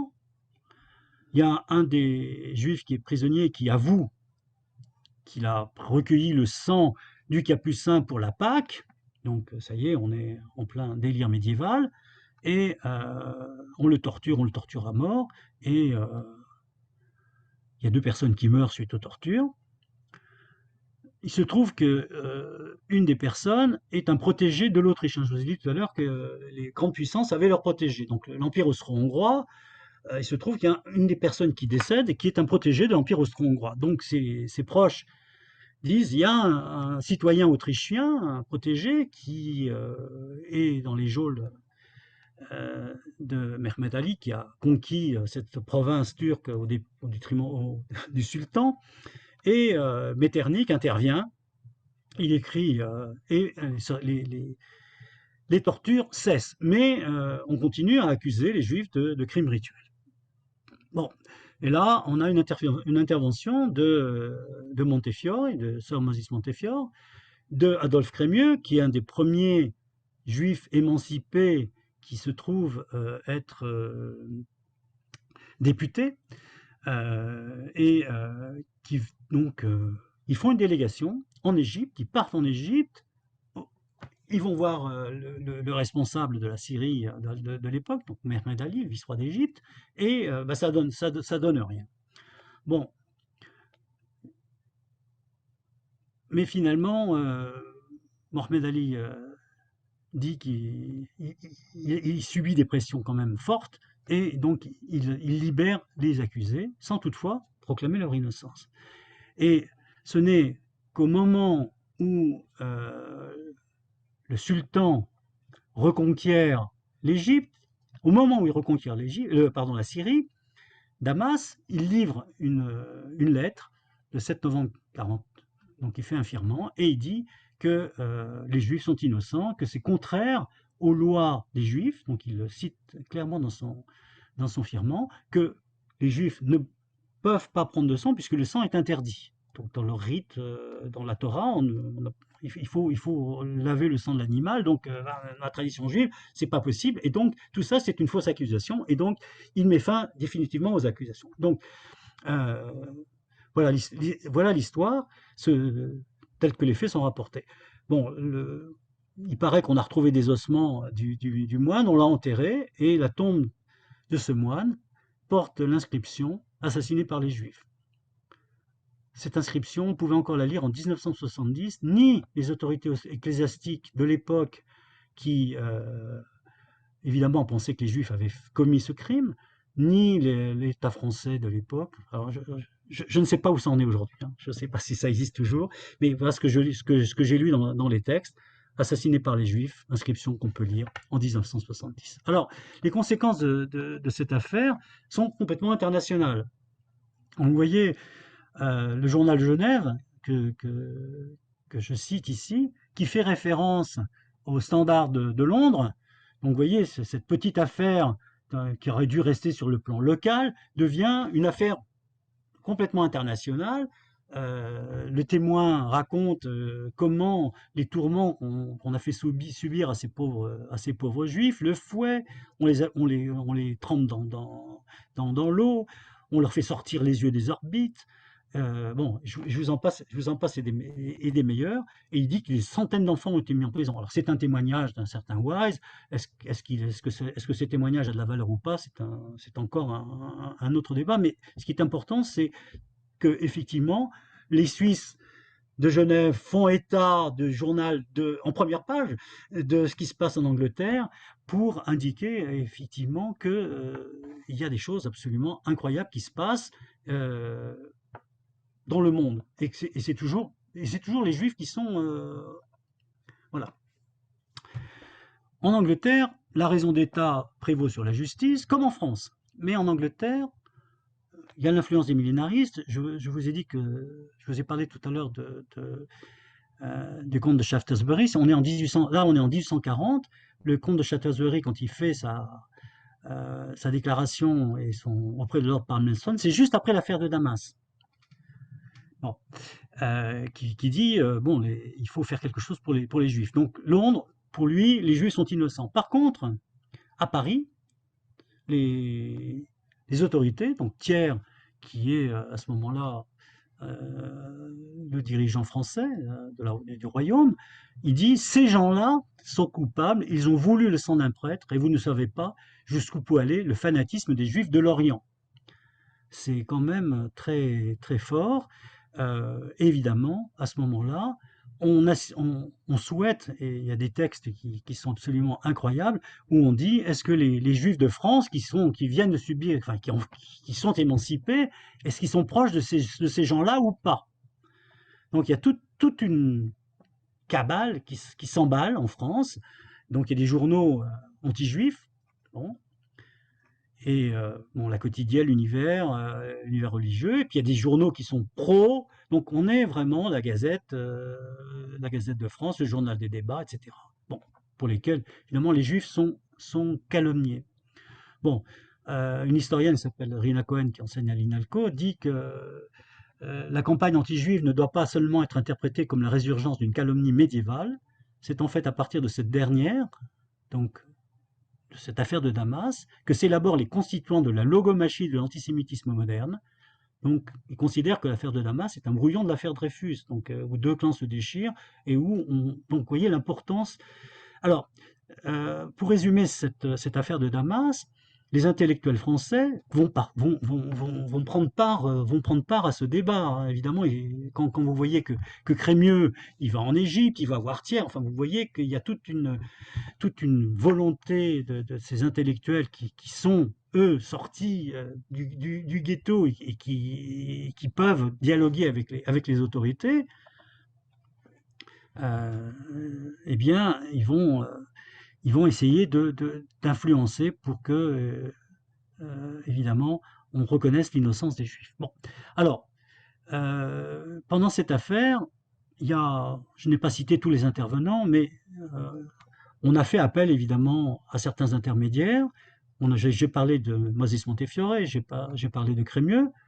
Sont intervenus également des membres de la famille Rothschild. Alors, la famille Rothschild, qui se trouve être dans 4 grandes villes d'Europe, de l'Ouest, Vienne, Francfort, Paris et Londres, et qui sont de plus en plus sollicités pour venir en aide aux communautés juives en détresse. Alors, dans cette famille, il y a un des membres, le baron Edmond Rothschild, qui va jouer un rôle important dans l'accompagnement de l'installation des Juifs en terre d'Israël. Alors, est-ce qu'il est sioniste, est-ce qu'il n'est pas sioniste? C'est toujours une question difficile. En tout cas, c'est un homme d'affaires, et donc business is business, et donc même s'il a un attachement très profond pour Israël, ce qu'il va faire en Israël dans l'accompagnement, c'est essayer de ne pas perdre trop d'argent. Donc il est bienfaiteur, mais il oblige les paysans qui se sont installés à changer leur agriculture pour passer du blé à la vigne, parce que la vigne, on peut faire du vin, et le vin, ça rapporte, mais la vigne, ça rapporte rien. Bon, voilà. Donc, autre philanthrope, Tony, je n'ai pas oublié Moses Montefiore, qui va faire de nombreux voyages en Terre Sainte, qui va financer un certain nombre d'opérations, qui va offrir une presse qui va permettre l'édition, l'impression de journaux en Israël, qui va construire des murs, donc qui va faire je ne sais combien de voyages en Terre Sainte, qui ne ménage pas ses efforts, on l'a vu lors de l'affaire de Damas. Et puis un troisième ou un quatrième personnage important, c'est le baron de Hirsch, qui est un baron allemand, qui va créer en 1891, après les pogroms de Russie, la GCA, la Jewish Colonization Association, et qui va, lui, avoir le projet d'installer les Juifs en Argentine. Et puis, le baron, pas business is business, il vend ses parts au le baron Rothschild va vendre ses parts à la GCA, donc à la Jewish Colonization Association, ICA en français, à partir de 1899, puisque à la suite du décès du baron de Hirsch, donc il va partir en Eretz Israël. Donc voilà la philanthropie qui intervient en permanence et c'est vers lesquelles vont se tourner un certain nombre de gens, de personnes qu'on va aborder dans quelques instants. Bien. Alors, l'Alliance israélite universelle également va intervenir. Je passe parce qu'on n'a pas le temps. L'Alliance israélite universelle qui va installer des réseaux d'écoles, dont l'école la principale en Israël, l'école de Mikvé Israël, qui va avoir un rôle de formation des élites juives. Alors, voilà, rapidement, la dernière partie de cette présentation sur les populations, sur les migrations. Alors, les migrations juives, eh bien, vous voyez que il y a une première période où il y a, avant 1870, il y a 60 000 juifs qui partent d'Europe et qui vont en partie aux États-Unis. De 1880 à 1924, on a 2 400 000 juifs qui arrivent aux États-Unis, pour 3 200 000 qui quittent l'Europe et qui vont. Enfin, pardon, il y a au total 350 000 et 200 et 2 millions 4, c'est-à-dire 2 738 000 qui quittent l'Europe. Et puis il y a des migrations internes, c'est-à-dire les Juifs de Russie qui vont en Europe occidentale. C'est les 450 000 qui sont indiqués en jaune ici. Donc voilà comment ça se lit. Et la dernière période, vous voyez que les migrations sont nettement moindres pour 2 raisons. La première, c'est que l'immigration aux États-Unis est interdite à partir de 1924. Enfin, elle n'est pas interdite, elle est limitée, très limitée. Et puis, il y a des événements comme la montée du nazisme, la guerre, etc. Bien. Donc, ces migrations, hors d'Europe, il y a l'Argentine et l'Afrique du Sud, et un petit peu l'Australie, qui sont des grands pays d'émigration, plus évidemment des pays qui demanderont en Amérique du Sud, comme l'Uruguay ou bien le Brésil. Bien, voilà.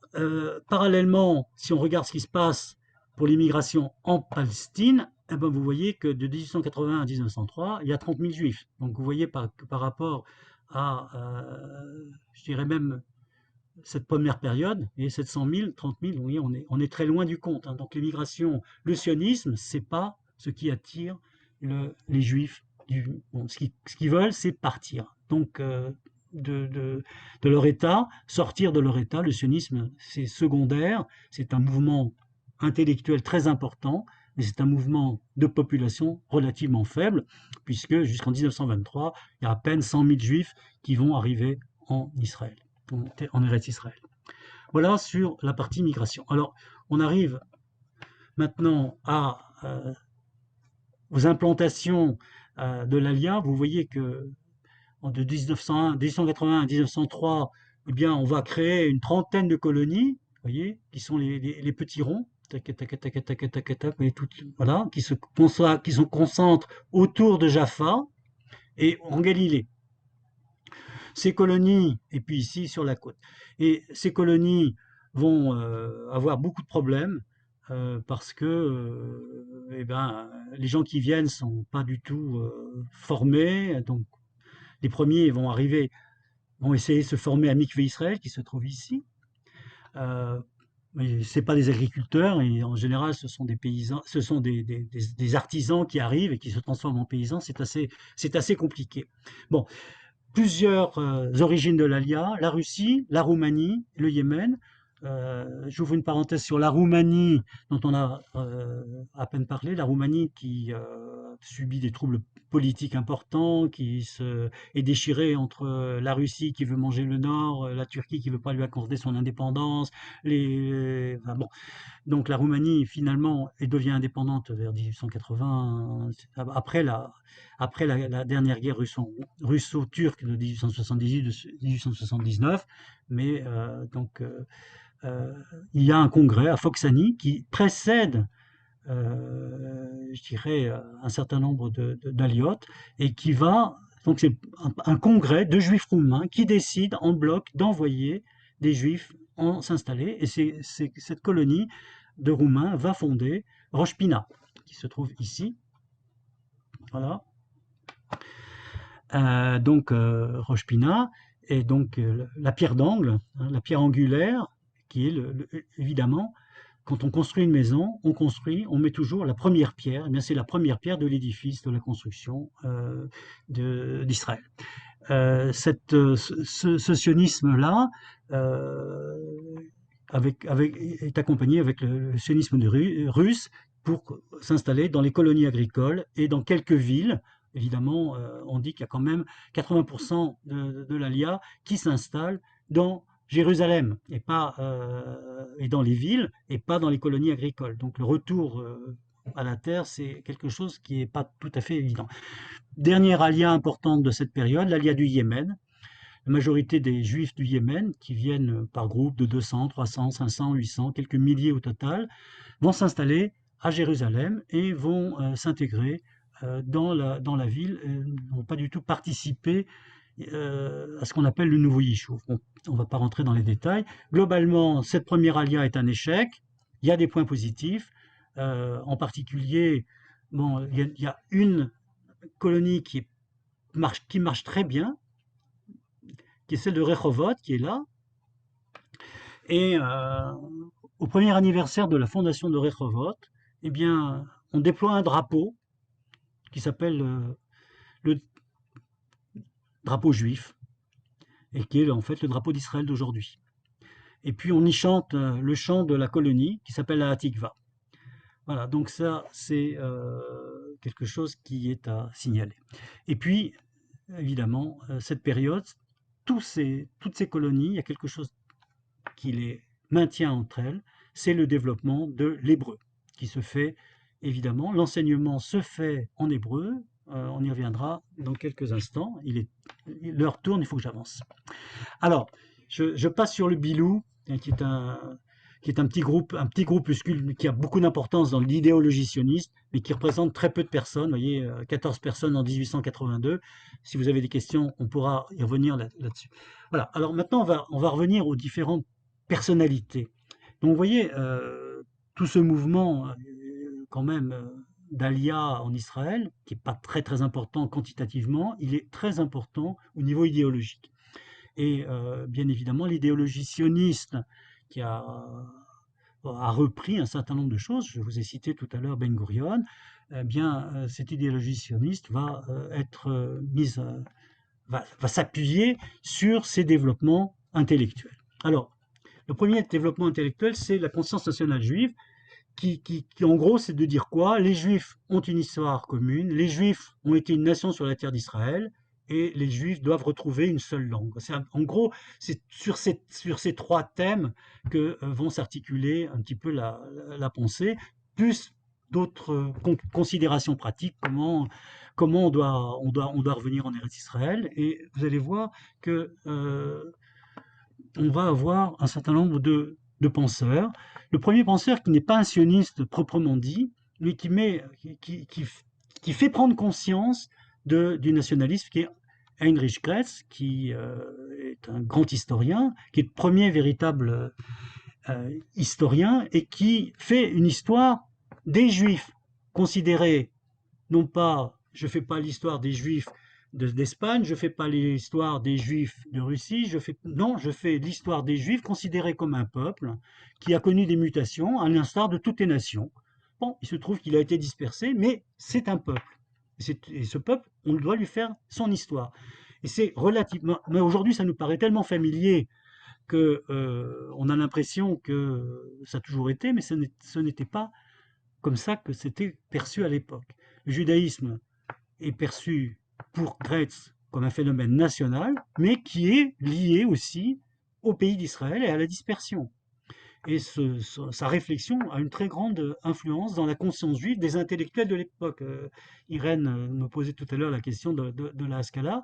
Bien, cette diffusion ne peut se faire que par les journaux, par les cercles ouverts, etc.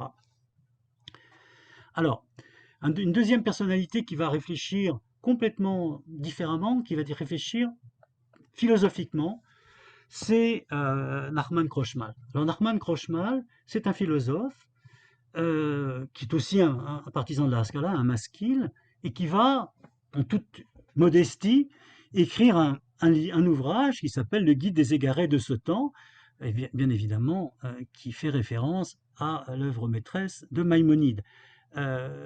Quelle est la thématique de cet ouvrage?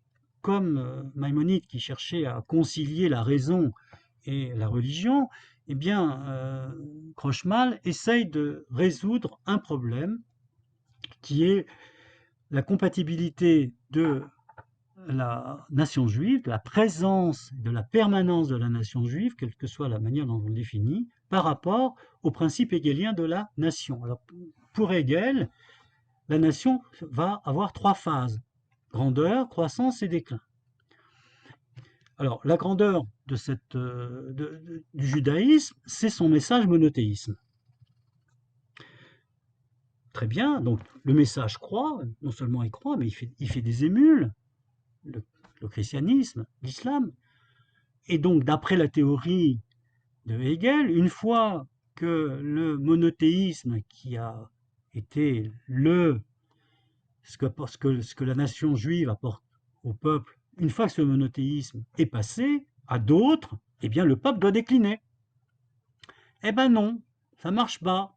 Le peuple juif, il est toujours là. Donc il y a un problème, comme dirait notre maître Monsieur Costa, il y a une kouchia qu'il faut résoudre. Alors comment résoudre la question? Alors, pour résoudre la question, eh bien, Krochmal dit qu'en fait, le message de la nation juive, il n'est pas temporel, il est intemporel, il est universel. Donc, il est de tous les temps et de tous les lieux, et de tous les espaces.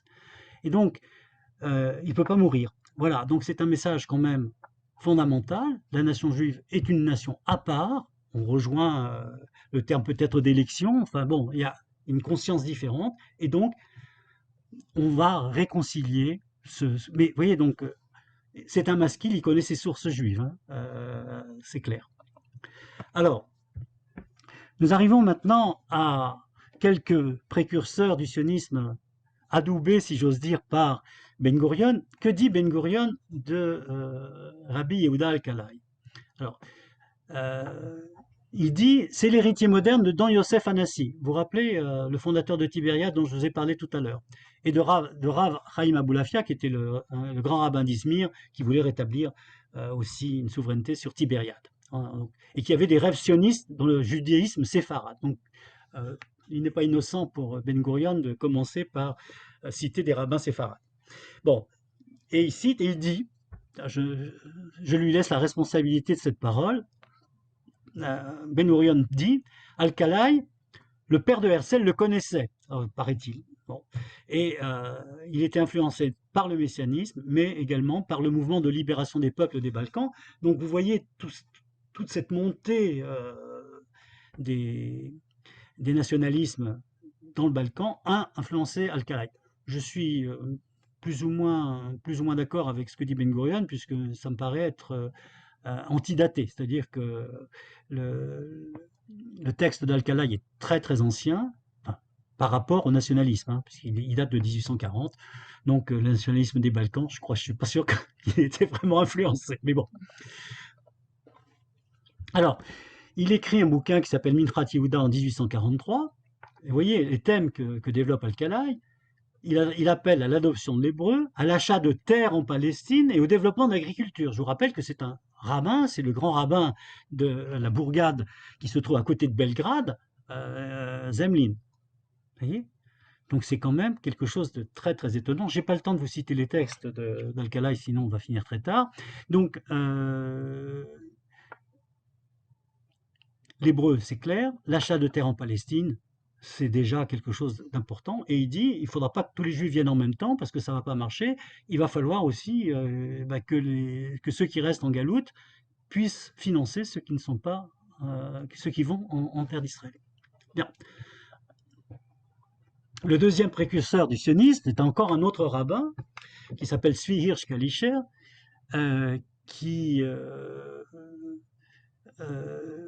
on dit que c'est un descendant du Hari, parce que donc le Hari, qui est le rabbi Yitzhak Ashkenazi Luria, donc le grand kabbaliste, parce que effectivement le rabbin Kalischer était un grand kabbaliste. Alors voilà. Et il dit, il y a deux types de rédemption, celle d'en haut et celle d'en bas. La première est entièrement conçue et déterminée par Dieu, et la seconde est entièrement provoquée par les hommes. C'est les hommes qui sont maîtres de leur destin. C'est pas simplement Dieu qui. Alors,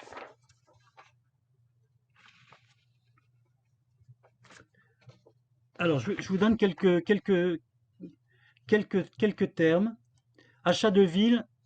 Donc, les hommes doivent se prendre en main. Achat de villes, de champs, de vignobles. Migration de Juifs de Pologne qui travailleraient la terre pour les bienfaiteurs sous la tutelle d'experts. Mise en place d'une milice pour se protéger des maraudeurs. Création d'une école d'agriculture. Vous voyez, on rejoint les thèmes qui ont été développés par Al-Kalaï, donc qui est la mise en valeur de la terre d'Israël. Et je vais vous lire un de ses propos parce que Tzvi Hirsch Kalischer, il publie ça à Drishat Shalom en 1860. Et en 1860, on est 62, on est juste au moment de la création de l'Italie moderne. Et voilà ce qu'écrit un rabbin. Pourquoi les peuples d'Italie et d'autres pays sacrifient-ils leur vie pour le pays de leur père, pendant que nous, comme les hommes privés de force et de courage, ne faisons rien? Sommes-nous inférieurs aux autres peuples qui ne comprennent jamais la vie et la fortune et à l'amour du pays et de la nation? Prenons à cœur les exemples des Italiens, des Polonais et des Hongrois qui renonçaient à leur vie et leurs possessions dans la lutte pour l'indépendance nationale, etc., etc. Donc vous voyez, il faut se prendre en main, hein, il faut vraiment faire quelque chose par soi-même, sinon on n'y arrivera pas. Alors,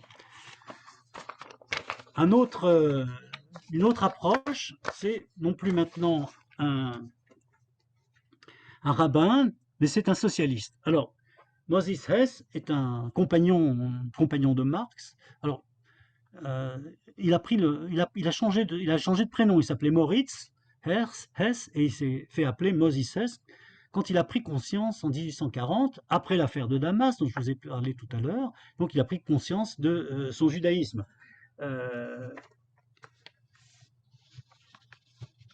Mais il dit que le cri du judaïsme se réveilla en lui en 1840, mais ce cri fut bientôt étouffé par la douleur plus grande encore que suscitait en moi le prolétariat européen. Donc pendant 20 ans, il va s'occuper, avec Marx, Lassalle et d'autres, de socialisme.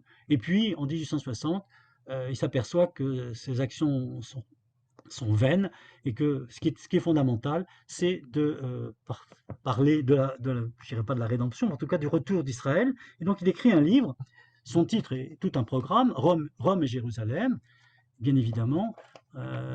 On est en 1860, la libération de la ville éternelle du Tibre, donc Rome, annonce la libération de la ville éternelle du mont Moria, la renaissance de l'Italie annonce la résurrection de la Judée, et les enfants de Jérusalem pourront participer au mouvement de renaissance des peuples. On est tout à fait dans cette optique de renaissance, de libération. Et son originalité, c'est de dire tout ça c'est bien, mais ça ne peut pas se faire sans l'aide politique des Occidentaux, et en particulier de la France, puisque Moses a une très haute opinion de Napoléon III, et en particulier de son secrétaire d'État, qui s'appelle Ernest Laharan, qui écrit un ouvrage qui s'appelle Nouvelles questions d'Orient, et qui dit en substance, il faut que l'État français intervienne pour que cela advienne. De même que l'État français a aidé l'empereur du Piémont-Sardaigne à devenir roi d'Italie, eh bien, il faudra qu'il aide les Juifs à revenir et à s'installer dans leur État.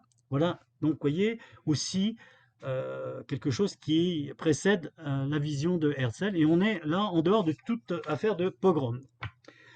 Alors, on continue maintenant sur la deuxième partie importante, qui est la partie littéraire, la partie idéologie de la renaissance de la langue. Là, on a plus parlé de la renaissance du pays, et là, on passe plus sur la renaissance de la langue. Alors, il y a un grand développement de la littérature. Mapou, qui est le premier écrivain qui écrit un ouvrage qui s'appelle Ahavat Israël, l'amour d'Israël, qui servira évidemment de nom pour le premier mouvement qui s'appelle les Amants de Sion, et puis la presse qui se développe grâce au libéralisme en Russie du tsar Alexandre II avant son assassinat.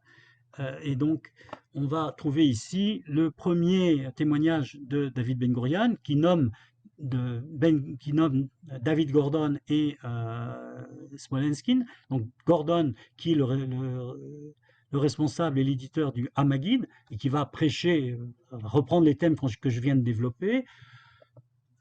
Et Peretz Smolenskin qui lui est également le fondateur du journal, lui est à Vienne, qui fonde le Hachachar, donc l'Aube, et puis Hamagid qui est le prêcheur, et qui donc qui a un rôle un peu différent. Autant Hamagid est un journal d'opinion, autant Hachachar est un journal littéraire qui va publier des ouvrages, et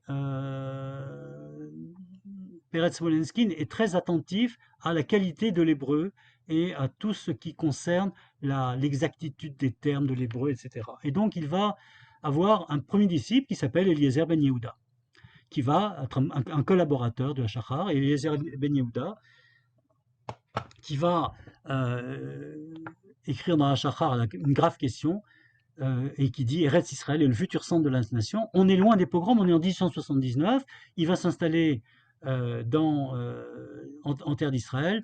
L'histoire de Ben Yehuda, tout le monde la connaît.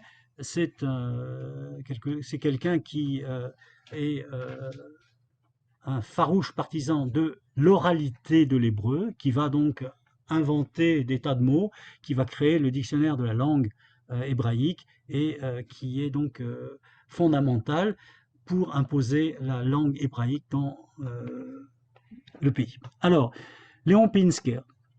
Donc maintenant, on est en 1881, les événements sont arrivés donc à Soufot Negev, donc ce qui se passe dans le Negev, et après donc l'assassinat du tsar, les pogroms arrivent, et en 1882, un an après l'assassinat, Léon Pinsker, qui est médecin, militant de la russification des Juifs, masquille, et pour répondre à Irène, c'est effectivement la prise de conscience de l'échec de la russification qui va pousser Pinsker à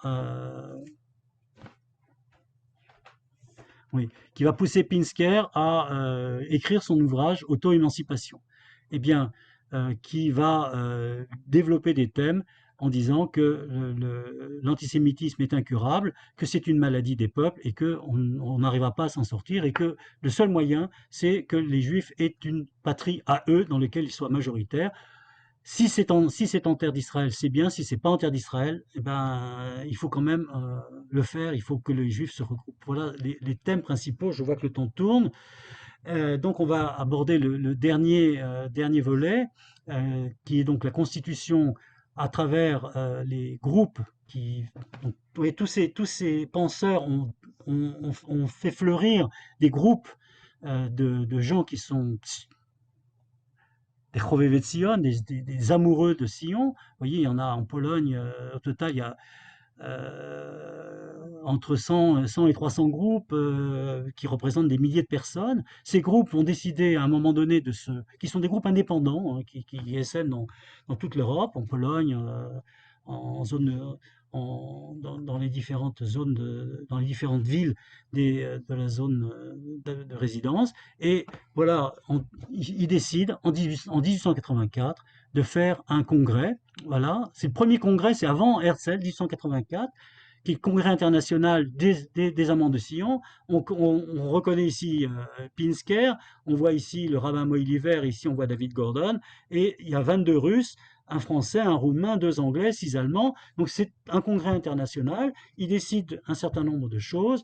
Donc Pinsker est nommé président. Il décide de fonder un fonds de solidarité pour les colons et d'envoyer un émissaire en Israël pour surveiller un petit peu comment se fait la colonisation.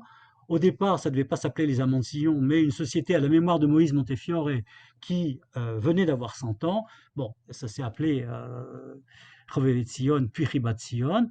Et ce qui est important, c'est que ce groupement est surtout un lieu de réflexion et d'échange sur les points importants de la vie, sur la vie juive et en particulier sur l'expression, sur la question de l'éducation. Et donc, ils vont mettre beaucoup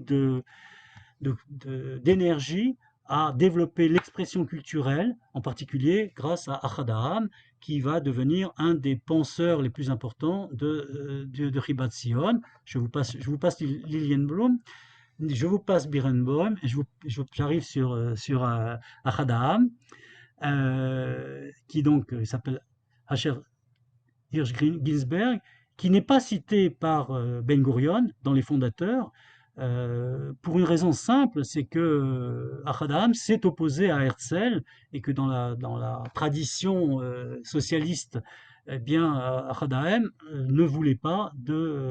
n'était pas d'accord avec l'implantation massive et du retour massif des Juifs. Il pensait, suite à ses voyages, que l'État d'Israël, enfin la terre de Palestine ne pouvait pas accueillir plus de 100 000 Juifs et qu'il était complètement impossible d'en accueillir plus. Et donc, il fallait que ce soit un pôle culturel, un pôle de rayonnement qui fasse que Israël, la terre d'Israël, soit un rayonnement intellectuel avec des penseurs, des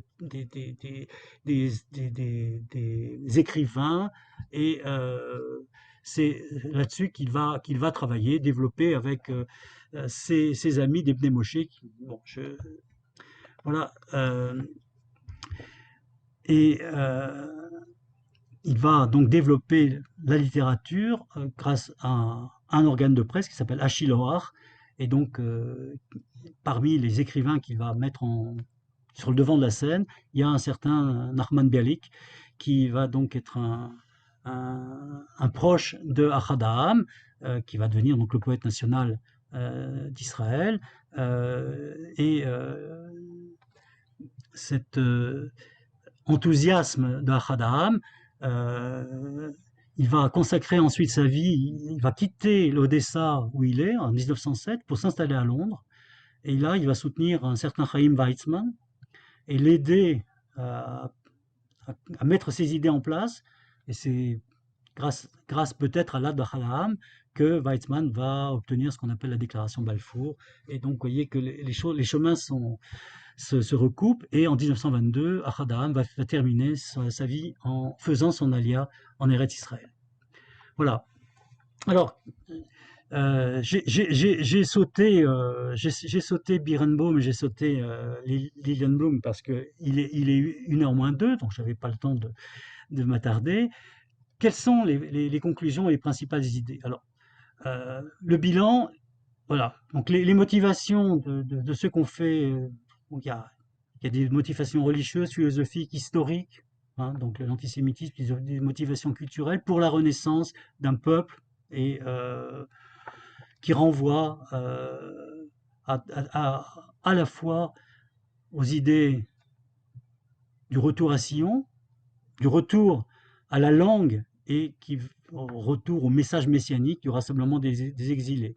Alors, est-ce que c'est un message moderne, un messianisme moderne? Peut-être oui, peut-être non, je ne sais pas. C'est pour moi qui vais répondre à cette question. Hop, pardon. Voilà. Alors, les résultats pratiques, Au niveau de l'implantation juive, il y en a peu. Au niveau de tout ce qui reste, il reste 4 choses pour moi fondamentales. En tout cas, la langue hébraïque, qui s'est imposée grâce à ses acteurs, la littérature hébraïque, le drapeau, qui n'est pas rien, et la Hatikva. Je rajouterai encore un thème qui est l'affaire de l'Ouganda en 1903, quand les Anglais proposent aux congressionnistes une terre dans le Kenya, enfin qu'on appelle l'Ouganda, et que Herzl se laisse plus ou moins tenter en disant il y a des pogroms à Kishinev, les Juifs sont en danger, il faut les mettre à l'abri pendant un certain temps. Eh bien, ce sont tous les gens du mouvement des Amants de Sion qui disent non, on ne peut pas. Le sionisme, c'est pas ça. Le sionisme, c'est Israël. Et donc, c'est la terre d'Israël. Et donc, c'est eux qui vont faire pression pour refuser l'Ouganda. Donc, ils ont une importance fondamentale dans la création aussi du sionisme politique et de la construction de ce qui sera ensuite le sionisme. Voilà. Question qu'on se pose, est-ce que Herzl connaissait les précurseurs du sionisme? Est-ce qu'il les avait lus avant d'écrire son État des Juifs? Eh bien, la réponse dans le journal de Herzl. En ce qui concerne Moses Hess, voilà ce qu'il dit. J'ai été envoûté, quel esprit! Mais tout ce que nous avons essayé est déjà dans son livre. Mais il ne l'avait pas lu, hein. Donc, puisqu'il le lit le 28 avril 1898, c'est-à-dire un an après le Congrès juif, 2 ans après l'édition, l'impression de son journal, de son livre L'État des Juifs. Et puis, en ce qui concerne Pinsker, 3 septembre 97, voilà ce qu'il affirme. Je dois lire Pinsker, je dois le lire. Il s'est battu pour la même cause, retrouver un foyer national juif. Il ne l'avait pas lu. Alors, David Ben Gurion, pour terminer cet exposé, dira dans le même discours du 14 juillet, du 10 juillet 1944, voilà, l'un des proches de Herzl, David Wolfson, lui signala l'ouvrage de Pinsker et lui conseilla de le lire. Quand même. Après que Herzl eut achevé la lecture de Auto-émancipation, il dit « Si j'avais su l'existence de ce livre, je n'aurais pas écrit l'État des Juifs. » Alors, Ben Gurion conclut « Il avait bien fait de ne pas le lire. » Voilà. Merci beaucoup, Dany, pour cet exposé très, très, très, très riche et sur lequel on aurait envie de t'entendre encore longtemps, en particulier sur les penseurs. Mais bon, peut-être une autre fois, on pourra redévelopper ça un peu plus. Est-ce qu'il y a quelques questions, interventions? Super. Franchement, c'est super. C'est trop court, malheureusement, mais c'est très, très gratifiant. Et bravo à toutes tes recherches et à tout l'éclairage, parfois oublié ou complètement évacué, que l'on peut avoir sur ce mouvement qui a pris naissance, comme tu nous l'as dit, au XVIIIe siècle. Merci, Annie. Non, mais c'était magnifique. Vraiment, bravo. Le cavode, Dany. Ah oui, c'était magnifique. Absolument. Charlie, tu as quelque chose à... Le travail, hein. Comment, bien sûr, mais extraordinaire. Ce panorama est tout à fait extraordinaire et on a, comment dire, on a le sentiment d'une espèce de tendance de fond historique qui est en quelque sorte qui se meut par sa propre puissance. C'est-à-dire, ça commence déjà avec l'émancipation qui a permis quand même aux Juifs de se libérer un petit peu, en tout cas en Europe de l'Est, de se libérer peut-être de l'emprise du judaïsme classique pour effectivement s'ouvrir à l'action politique, etc. Donc sur ce plan-là, c'est important. Et puis en même temps, l'influence des rabbins que tu as cités, qui est tout à fait extraordinaire. Il y a l'un d'entre eux, je ne sais pas si c'est Kalischer ou Moïse Lever ou Al-Khalai, qui avait même déjà posé les bases de l'armée israélienne en disant que, si je me souviens bien, en disant que comme il y avait les 12 tribus, eh ben on devrait diviser la population juive du futur État d'Israël en 12, en 12 bataillons, si j'ose dire, et que chaque bataillon, à tour de rôle, jouerait les réservistes, etc., etc. Donc, il y a toute une conjonction que tu as très bien montré, c'était passionnant. Et là, on voit bien que le sionisme et l'État d'Israël sont le résultat d'une tendance extrêmement lourde, si j'ose dire, et très profonde, qui finalement ne s'est jamais éteinte tout au long des 2 millénaires, voilà, et dont on voit aujourd'hui l'aboutissement. Et il y a quelque chose de miraculeux, à la fois de très rationnel, comme tu l'as montré avec le mouvement des nationalités, mais quand même quelque chose de miraculeux. Et comme disait Ben Gurion, je crois que c'est lui qui le disait, en Israël, celui qui ne croit pas au miracle n'est pas un réaliste. Le vrai réaliste croit au miracle. Quelque chose comme ça. Oui, c'est ça. Tout à fait d'accord.